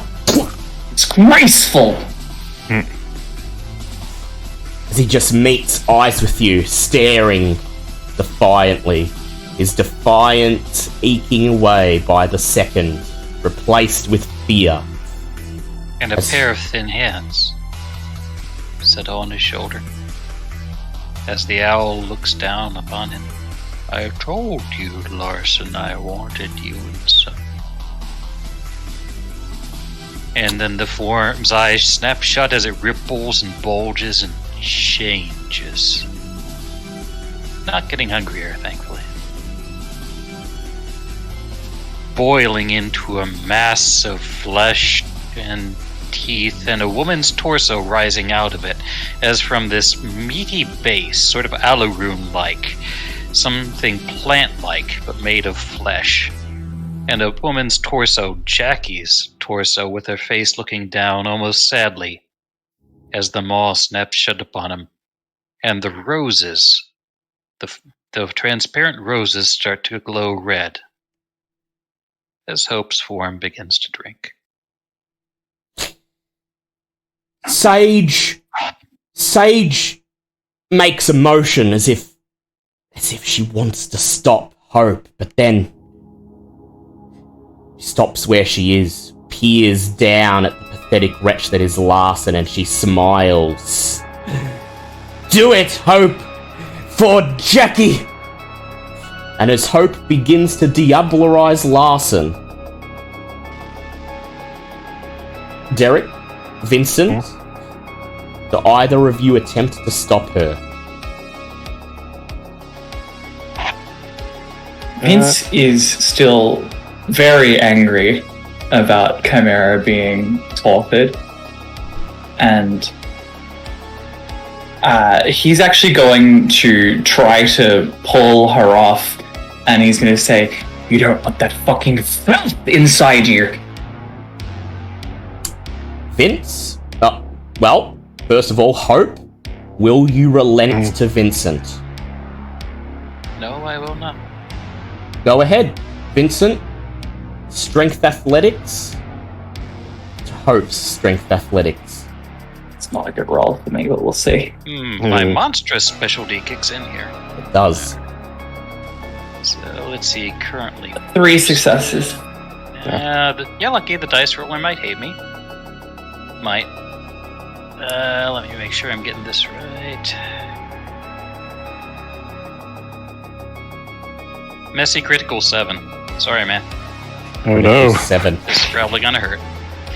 Hope looks, turning Jackie's head in your direction.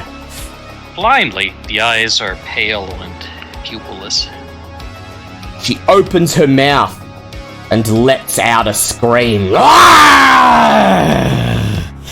Knocks you away, Vince, flinging you across the room. You land in a crumpled heap on top of Chimera's torpid form. Oh, that's not going to help his mood. Meh. Like, insult and injury in one blow right there.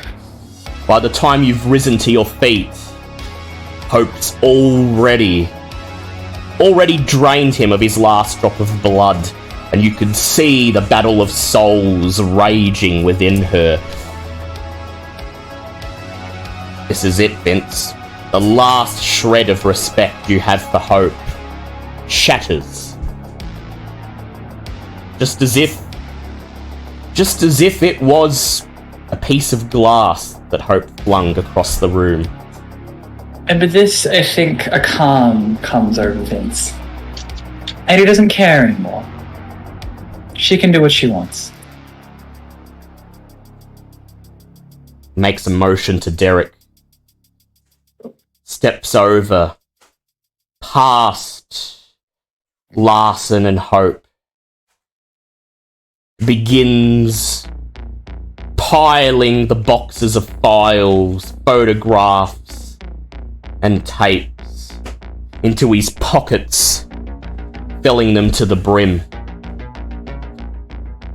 When he's carrying as many as he can, he simply steps into the doorway of the morgue, looks over his shoulder towards Derek, and says, "Gather the rest of it. Meet me outside." Is that acceptable for you, Ash? I think that Vince would also be very concerned about Chimera's physical state. Yeah. We'll say he leans over to her, bites into his wrist, drops a drop of blood in her mouth, and as you hear her groan start to come to and realise that she's going to be okay, fix your gaze on the doorway. Gather the rest of it. I'll meet you both outside. We're done here. Hope, please make me 3 strength resolve tests. Alright. Both of, let's see, strength is horde formed, resolved is boosted. Will the dice roller give me pity? Let's see. Success 6. Success 7.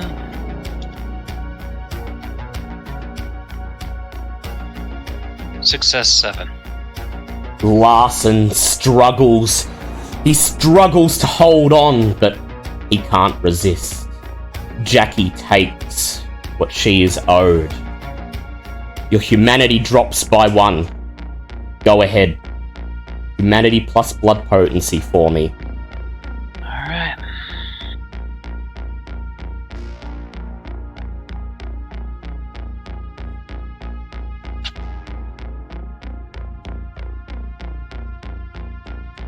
Well, that's 4 successes, but that's not enough, so I'm going to willpower.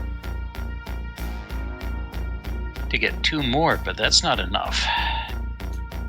Leaving you with So 6 I'm going to altogether. willpower. Again. No. Yep. I'm going to get nothing, but I have 1 more point of willpower before I start dipping into this temporary stuff I got from boosting resolve and composure. Yep. Because hope is stubborn. Currently at 7, I'm going to dip into temporary stuff to try and get the last bits. Nothing from that one.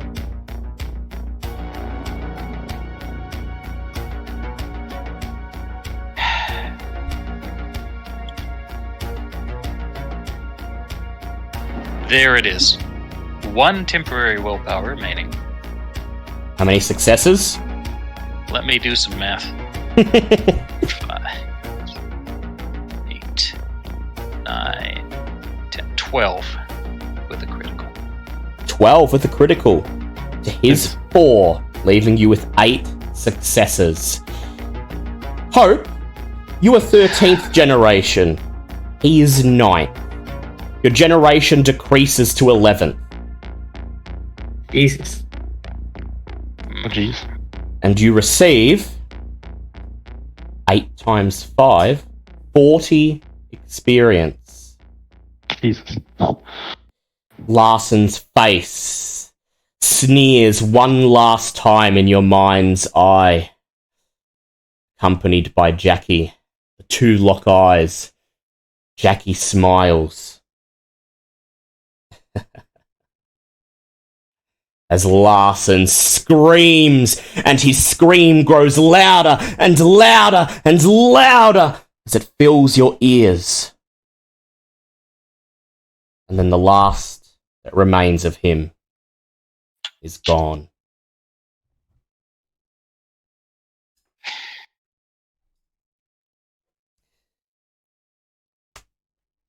Epilogue time. I'll ask you a question.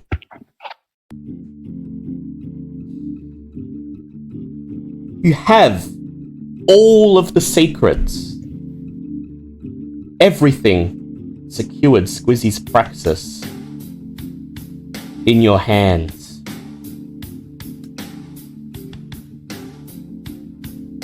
You could use this to establish yourselves in a position of power. Vince, you could name yourself Prince of Melbourne, and none would be able to argue.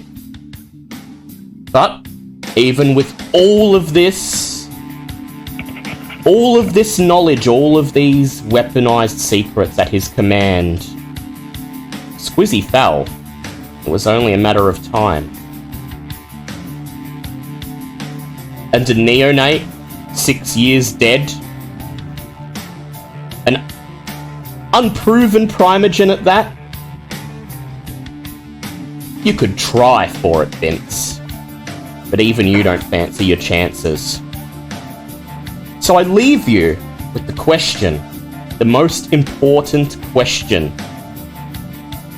What do you do with all this power? Who do you prop up?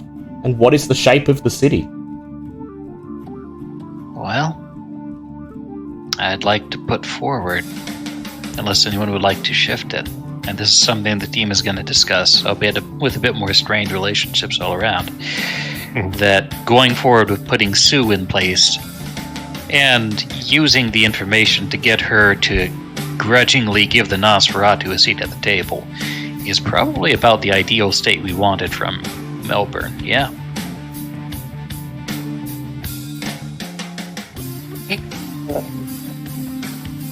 Vince really hates that he agrees with her. But he does. Chimera? She also begrudgingly agrees. Her personal stance is it should be burned and destroyed, but hey, if you'll get Sue in, then things should be better, right? Derek? Well, yeah, I have no major leanings to why I wouldn't go with that, so yeah.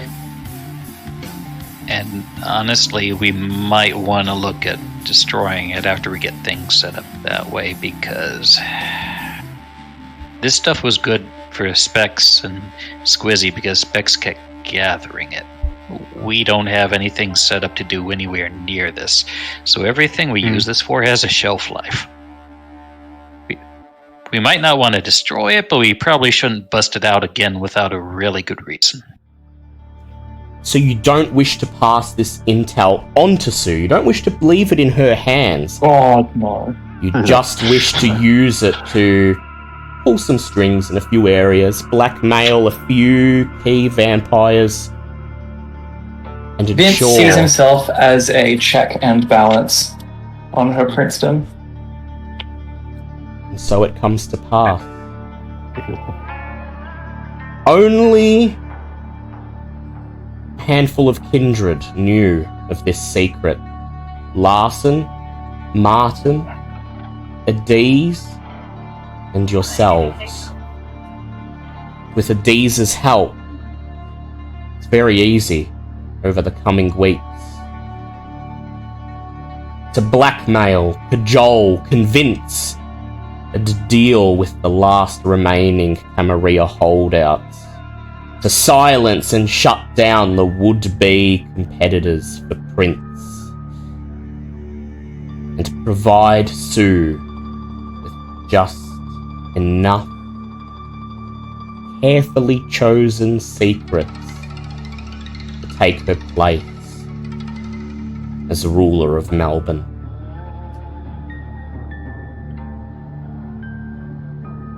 Over the next few months, Melbourne recovers from the war. The war that most kindred were not even aware rocked their domain. The prince's death is quickly forgotten. Under Baron Sue's praxis, Squizzy is not offered a memorial, and few are permitted to speak or to ponder the correct circumstances of his death. A rumour begins to fly around that Baron Sue dealt with him personally. She makes no attempt to correct it. She lets herself go down as a prince slayer, a destroyer, a tyrannical usurper, avenger and heir to the legacy of Prince Montague Lytton, who guided Melbourne from a ramshackle Victorian colony to the jewel of the Southern Hemisphere. And she will do so again in his stead.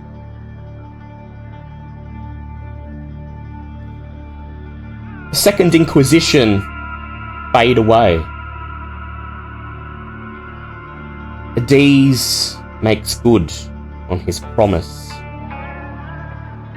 Warren Fox is utilised just long enough to declare Task Force Harker a failure, to order that the forces withdraw from the city, turn their attention elsewhere. But his brainwashing at the hands of the Inquisition proves too strong. And rather than being placed in the Inquisition as a plant, as a spy, as a balance, a check to any future attempts on this domain, he is simply discarded, made to disappear, thrown into the Yarra River to sink to the bottom and rot. Rot the bodies of all the underworld figures that were crushed underfoot by Larson and Squizzy Taylor. And so, life returns, for the most part, to normal. Less changes than you would expect it to.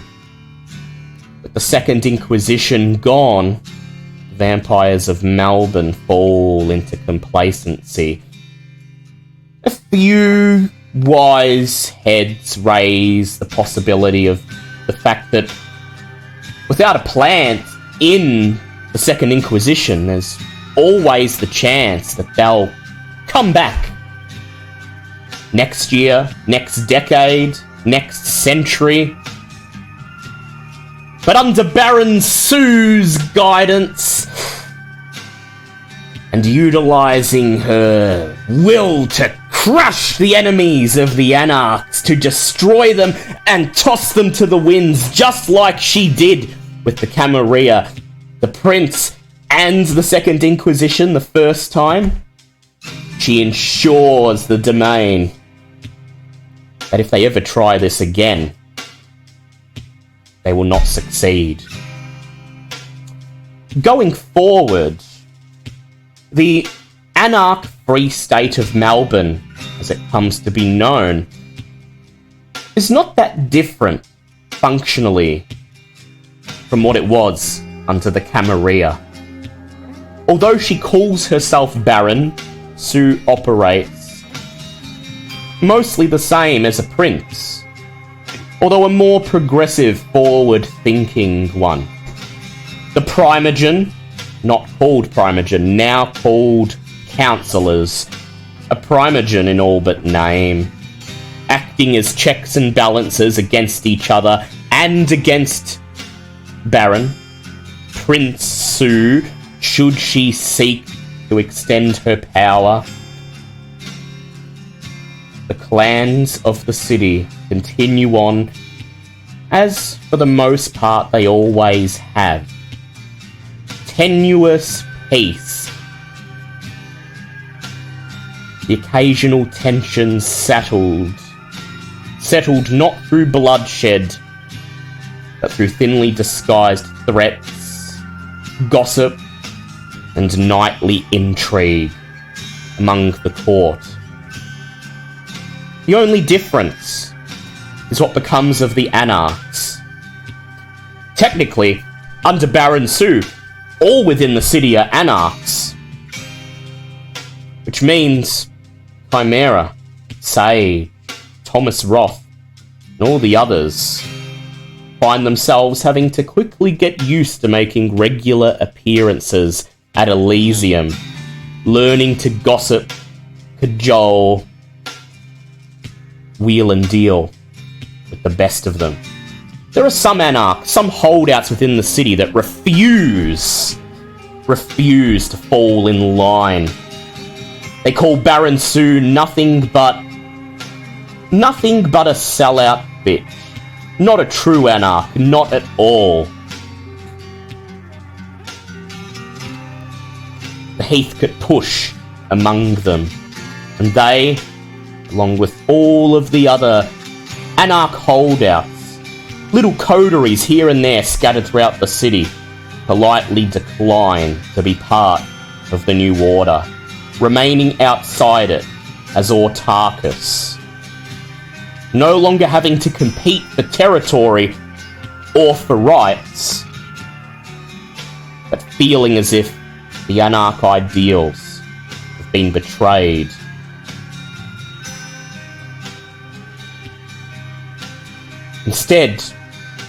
Instead of trying to liberate Melbourne, they turn their eyes outwards to other cities that still suffer under Camarilla tyranny.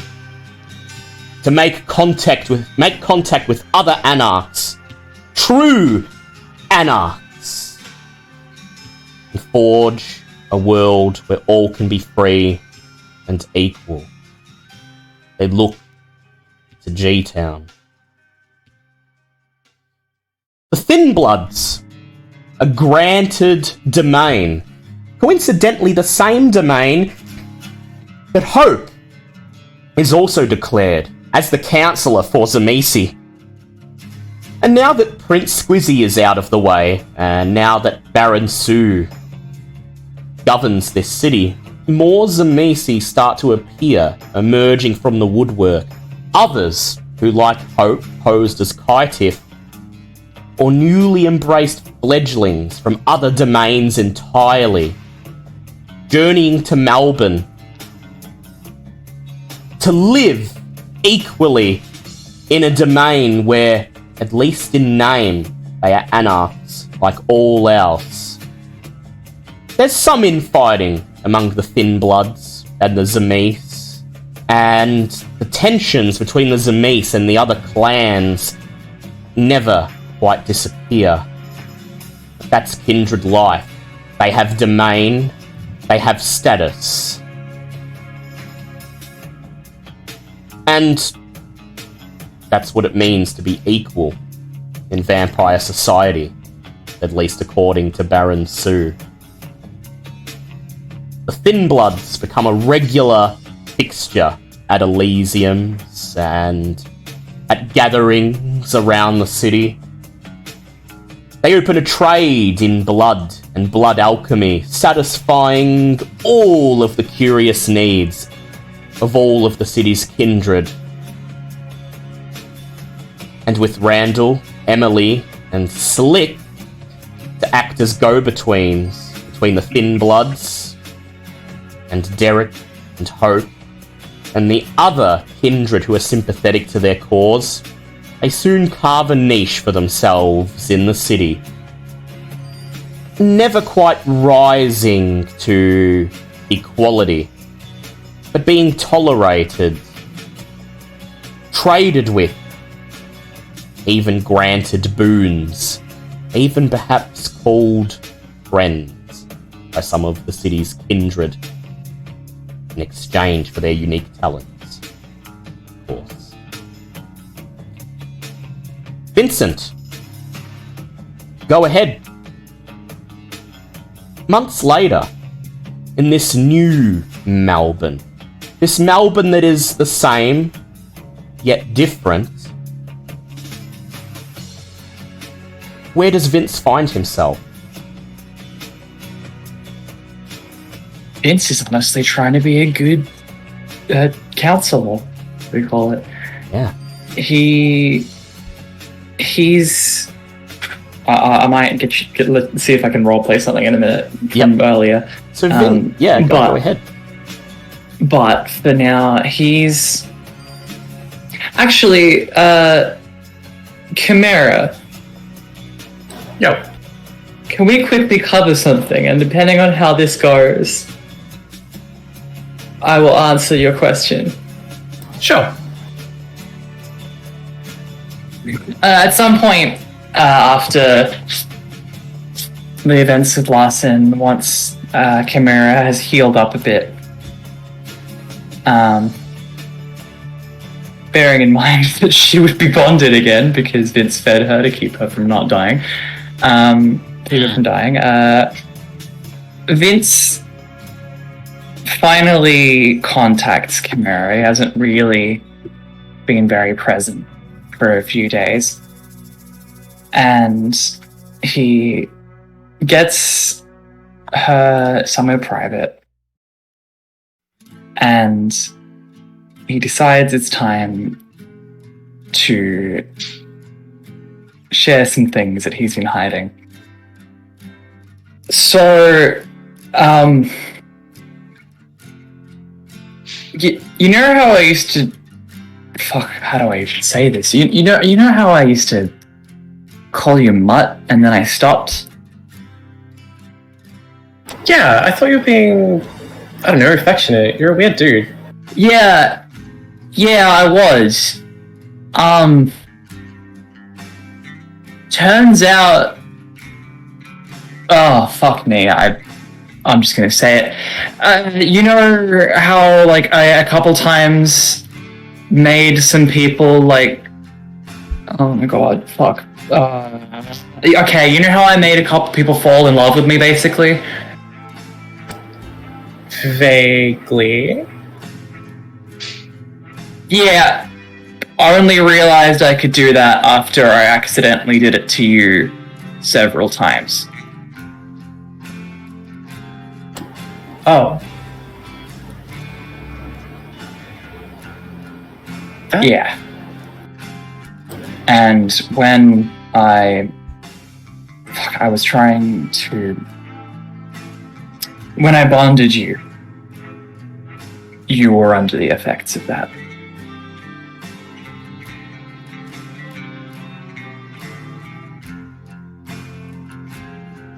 You know what, Vince? You really are a venture. How about you fuck off? And she leaves. Yeah. And then Vince is alone. Chimera turns on him. Just when Vince admits the kind of person he used to be, makes the choice to do his duty to his people and rise above the pettiness, to redeem himself.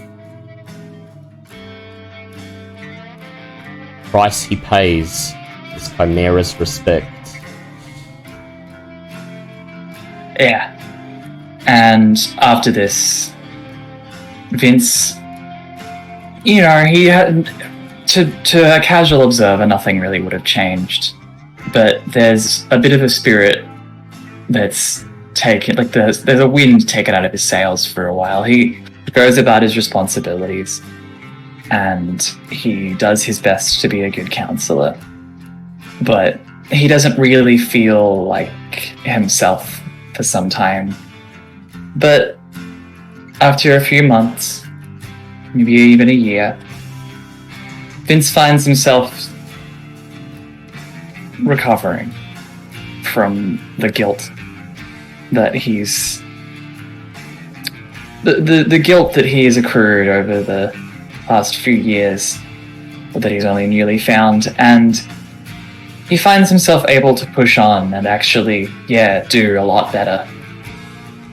At first he meets pushback from his clan. He's young and unproven, but in this new world order, in an anarch city, Most Ventru have no idea how to make their voices heard. They have no idea how anarchs think, how they settle their differences. But Vince does. And while he'll probably never call himself an anarch, he understands them enough. Understands how to make his people heard.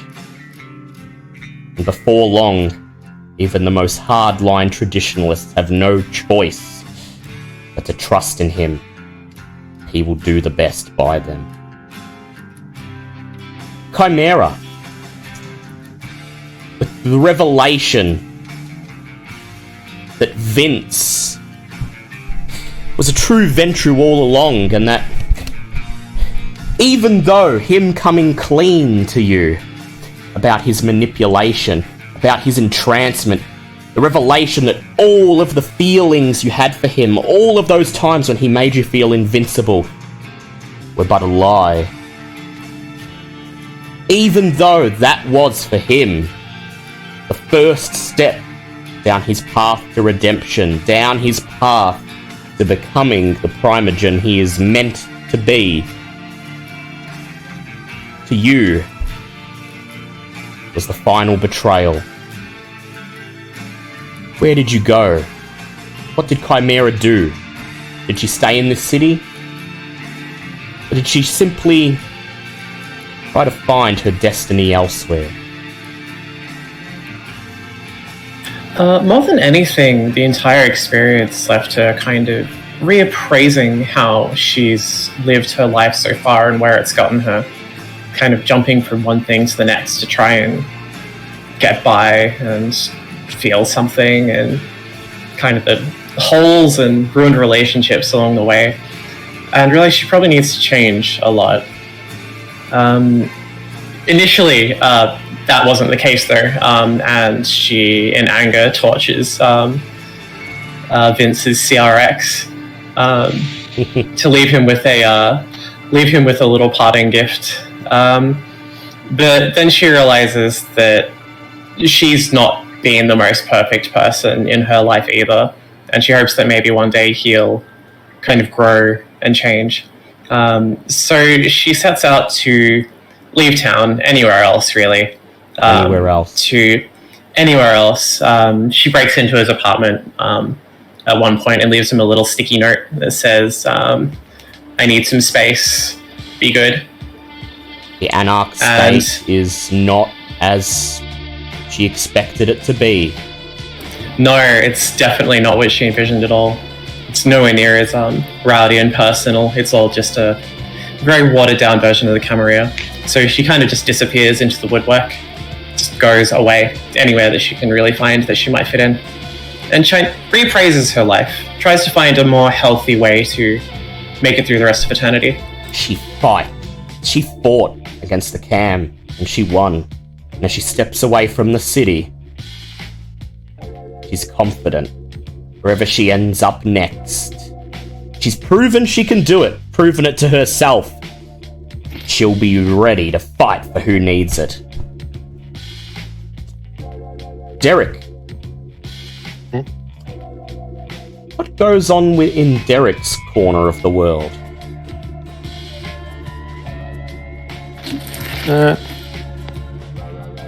Like following those final nights and everything calming down, Derek sort of starts to begins working as like a go-between, obviously, between the Goratrix and the original Clan Tremere, trying to get them back as one. And then once he's done with that, sort of starts getting back into like researching various things he's been wanting to look into. Sort of unintentionally like hiding himself away. Like in the early nights, he tries to sort of somewhat keep track of what everyone's doing, seeing how Hope's going with her new domain and the Thin Bloods and everything. Then he slowly starts to like lose track of time and loses himself in his research, putting more and more research into the effects of lupine blood, and potentially the trying to figure out how sun walking works for the Thin Bloods. And so Derek falls into his new role. He takes naturally to it. He helps Crow and Alistair and the other rogue Tremere and the disaffected neonates integrate as one clan. And in this unique position, Derek forges something of a new role in Baron Sue's Melbourne. One that has never existed before. The Tremere, typically insular, and the Thin Bloods, typically shunned. And the Banu Hakim, secretive, isolated. Derek acts as the coordinator, the go-between for all three clans, pooling their knowledge together for the sake of progress, for the sake of understanding the vampiric condition and advancing the kindred race. Does that sound acceptable? Yeah. Yeah. Finally, we get to hope.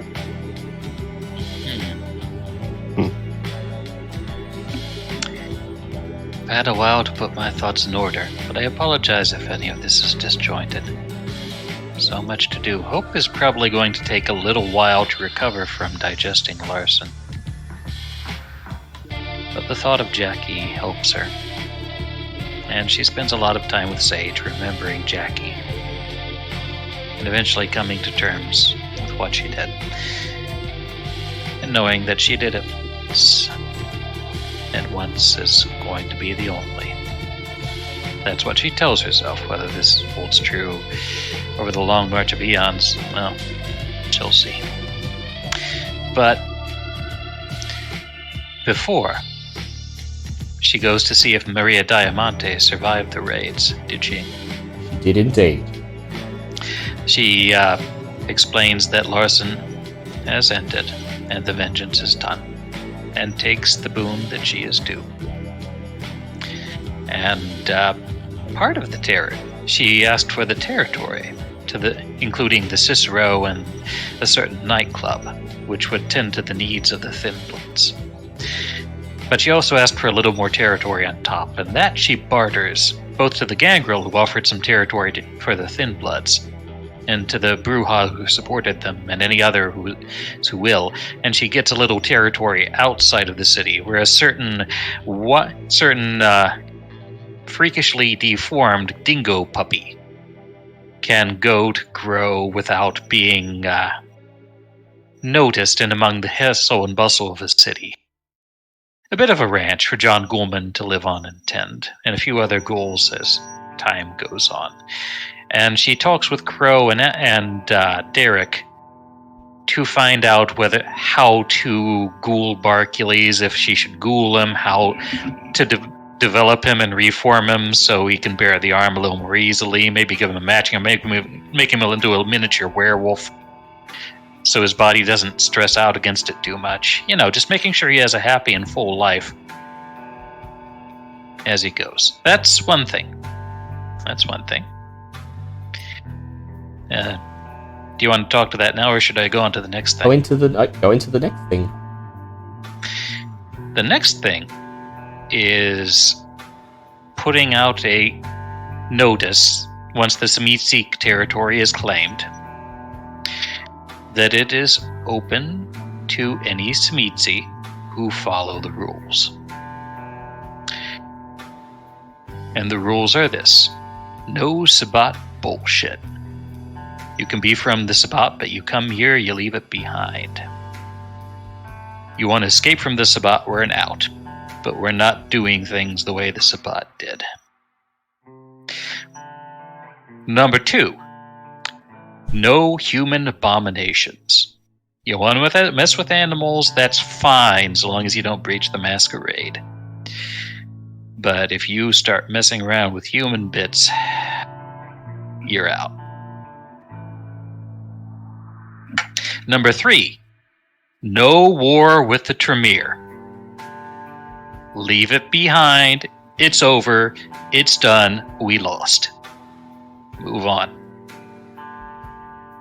New start here. Fresh face. New clan. Who dis? And with that in mind, she will try and present a neutral and friendly hand to anyone who wants resuming tattoo work on her agreement with Maestro. And make some, just kick back and relax by making some truly bitchin' designs. And otherwise, just being cheerful, bubbly, playing the boon games, flesh crafting for people who ask it. It sounds... And using your cobbler skills to make new lives. New lives, yeah. Those who... And new masks. Those whose lives were destroyed. Helping those who were left orphaned by their sires, or were abandoned, or are simply new to the city. Find a place. It sounds like paradise. The blood calls. Zemith calls. It's Hope's paradise. Yes. Hope's voivode.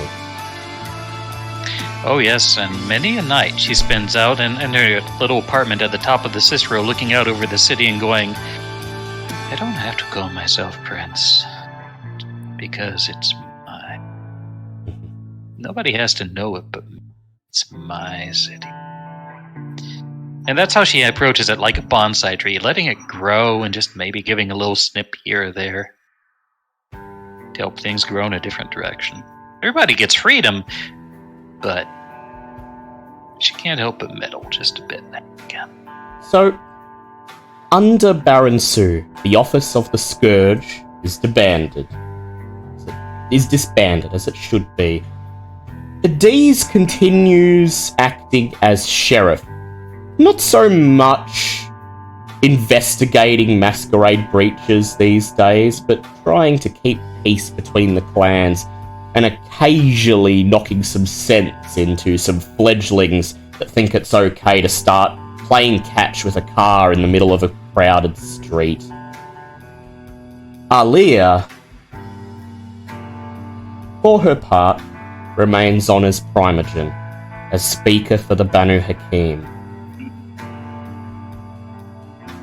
You get the sense that she'll never quite let go her desire for Praxis, but you made sure with Spex's bounty, a few choice hints here and there, a few choice seeds of gossip planted in the court.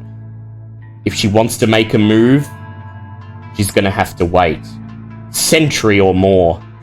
But now, she must be content with where she is. And so, one more, yep, go ahead. There's one more thing that Hope would like to do. Yep. Well, two more things. One of them short. After a time, looking at the state of the city, she's going to go to Sue and ask if she could take over being consul for a while. Somebody to teach orphaned kindred the ropes. Yeah, when new abandoned ones are found, send them her way, and she'll show them what she can. Sue grants it, and they are right. Hope's fledglings. And she does as good a job as Sage did with her. Yeah, she doesn't manipulate them. She doesn't act. She tries to act without bias as much as she can. And after they get an education, she sends them on with a wave, a smile, and a promise that she'll help if she can if they get in the real shit. But it's on them to not get in the real shit, so. And for the last part, she'll just keep going to therapy. Because they are, after all, they need her. Or at least that's what the Beast tells her. They need Hope, and she will take them. There's only one thing you're unable to get Baron Sue to relent on, and that is the fate of the Nosferatu. Communications break down. Vic Masters tries to mend bridges, but Baron Sue bears grudges, as all elder vampires do. The Nosferatu are given a choice. Remain in the city, but stay in their own domain, and never be seen in any part of the city that falls under Sue's influence, or leave. They choose the latter, and the city continues on, with the sewers empty, and the Banu Hakim quickly filling the void left behind as information brokers and spies. The last time the coterie meets is 6 months after the fateful night. You meet in an old basketball court. The location was chosen by Chimera. She claimed it was of no significance. A crumbling basketball court where the chain link fences sag under their own weight, where the hoop looks like a sad, rusty face, on the edge of some western suburb, kind of place where even vampires would think twice walking around at night. And here, you gather around an old oil drum, flames licking the rim from within, as Spex's bounty burns. You used it to put Sue in charge. You used it to allow the coup to proceed without further bloodshed. But it's too dangerous to be in anyone's hands. And so you meet one last time as a coterie, make one last decision together. The flames crackle as the paper turns black and warps, and the plume of black smoke snakes up into the sky above. Was it worth it? Perhaps. And so, our campaign comes to an end. The war for the Second City has been fought, and the victor's crowned. And the rest of eternity awaits. I have been, as ever, your storyteller, Dale, or Dark Gaia. This has been War for the Second City, a Vampire the Masquerade 5th edition actual play podcast, presented by DM Fiat.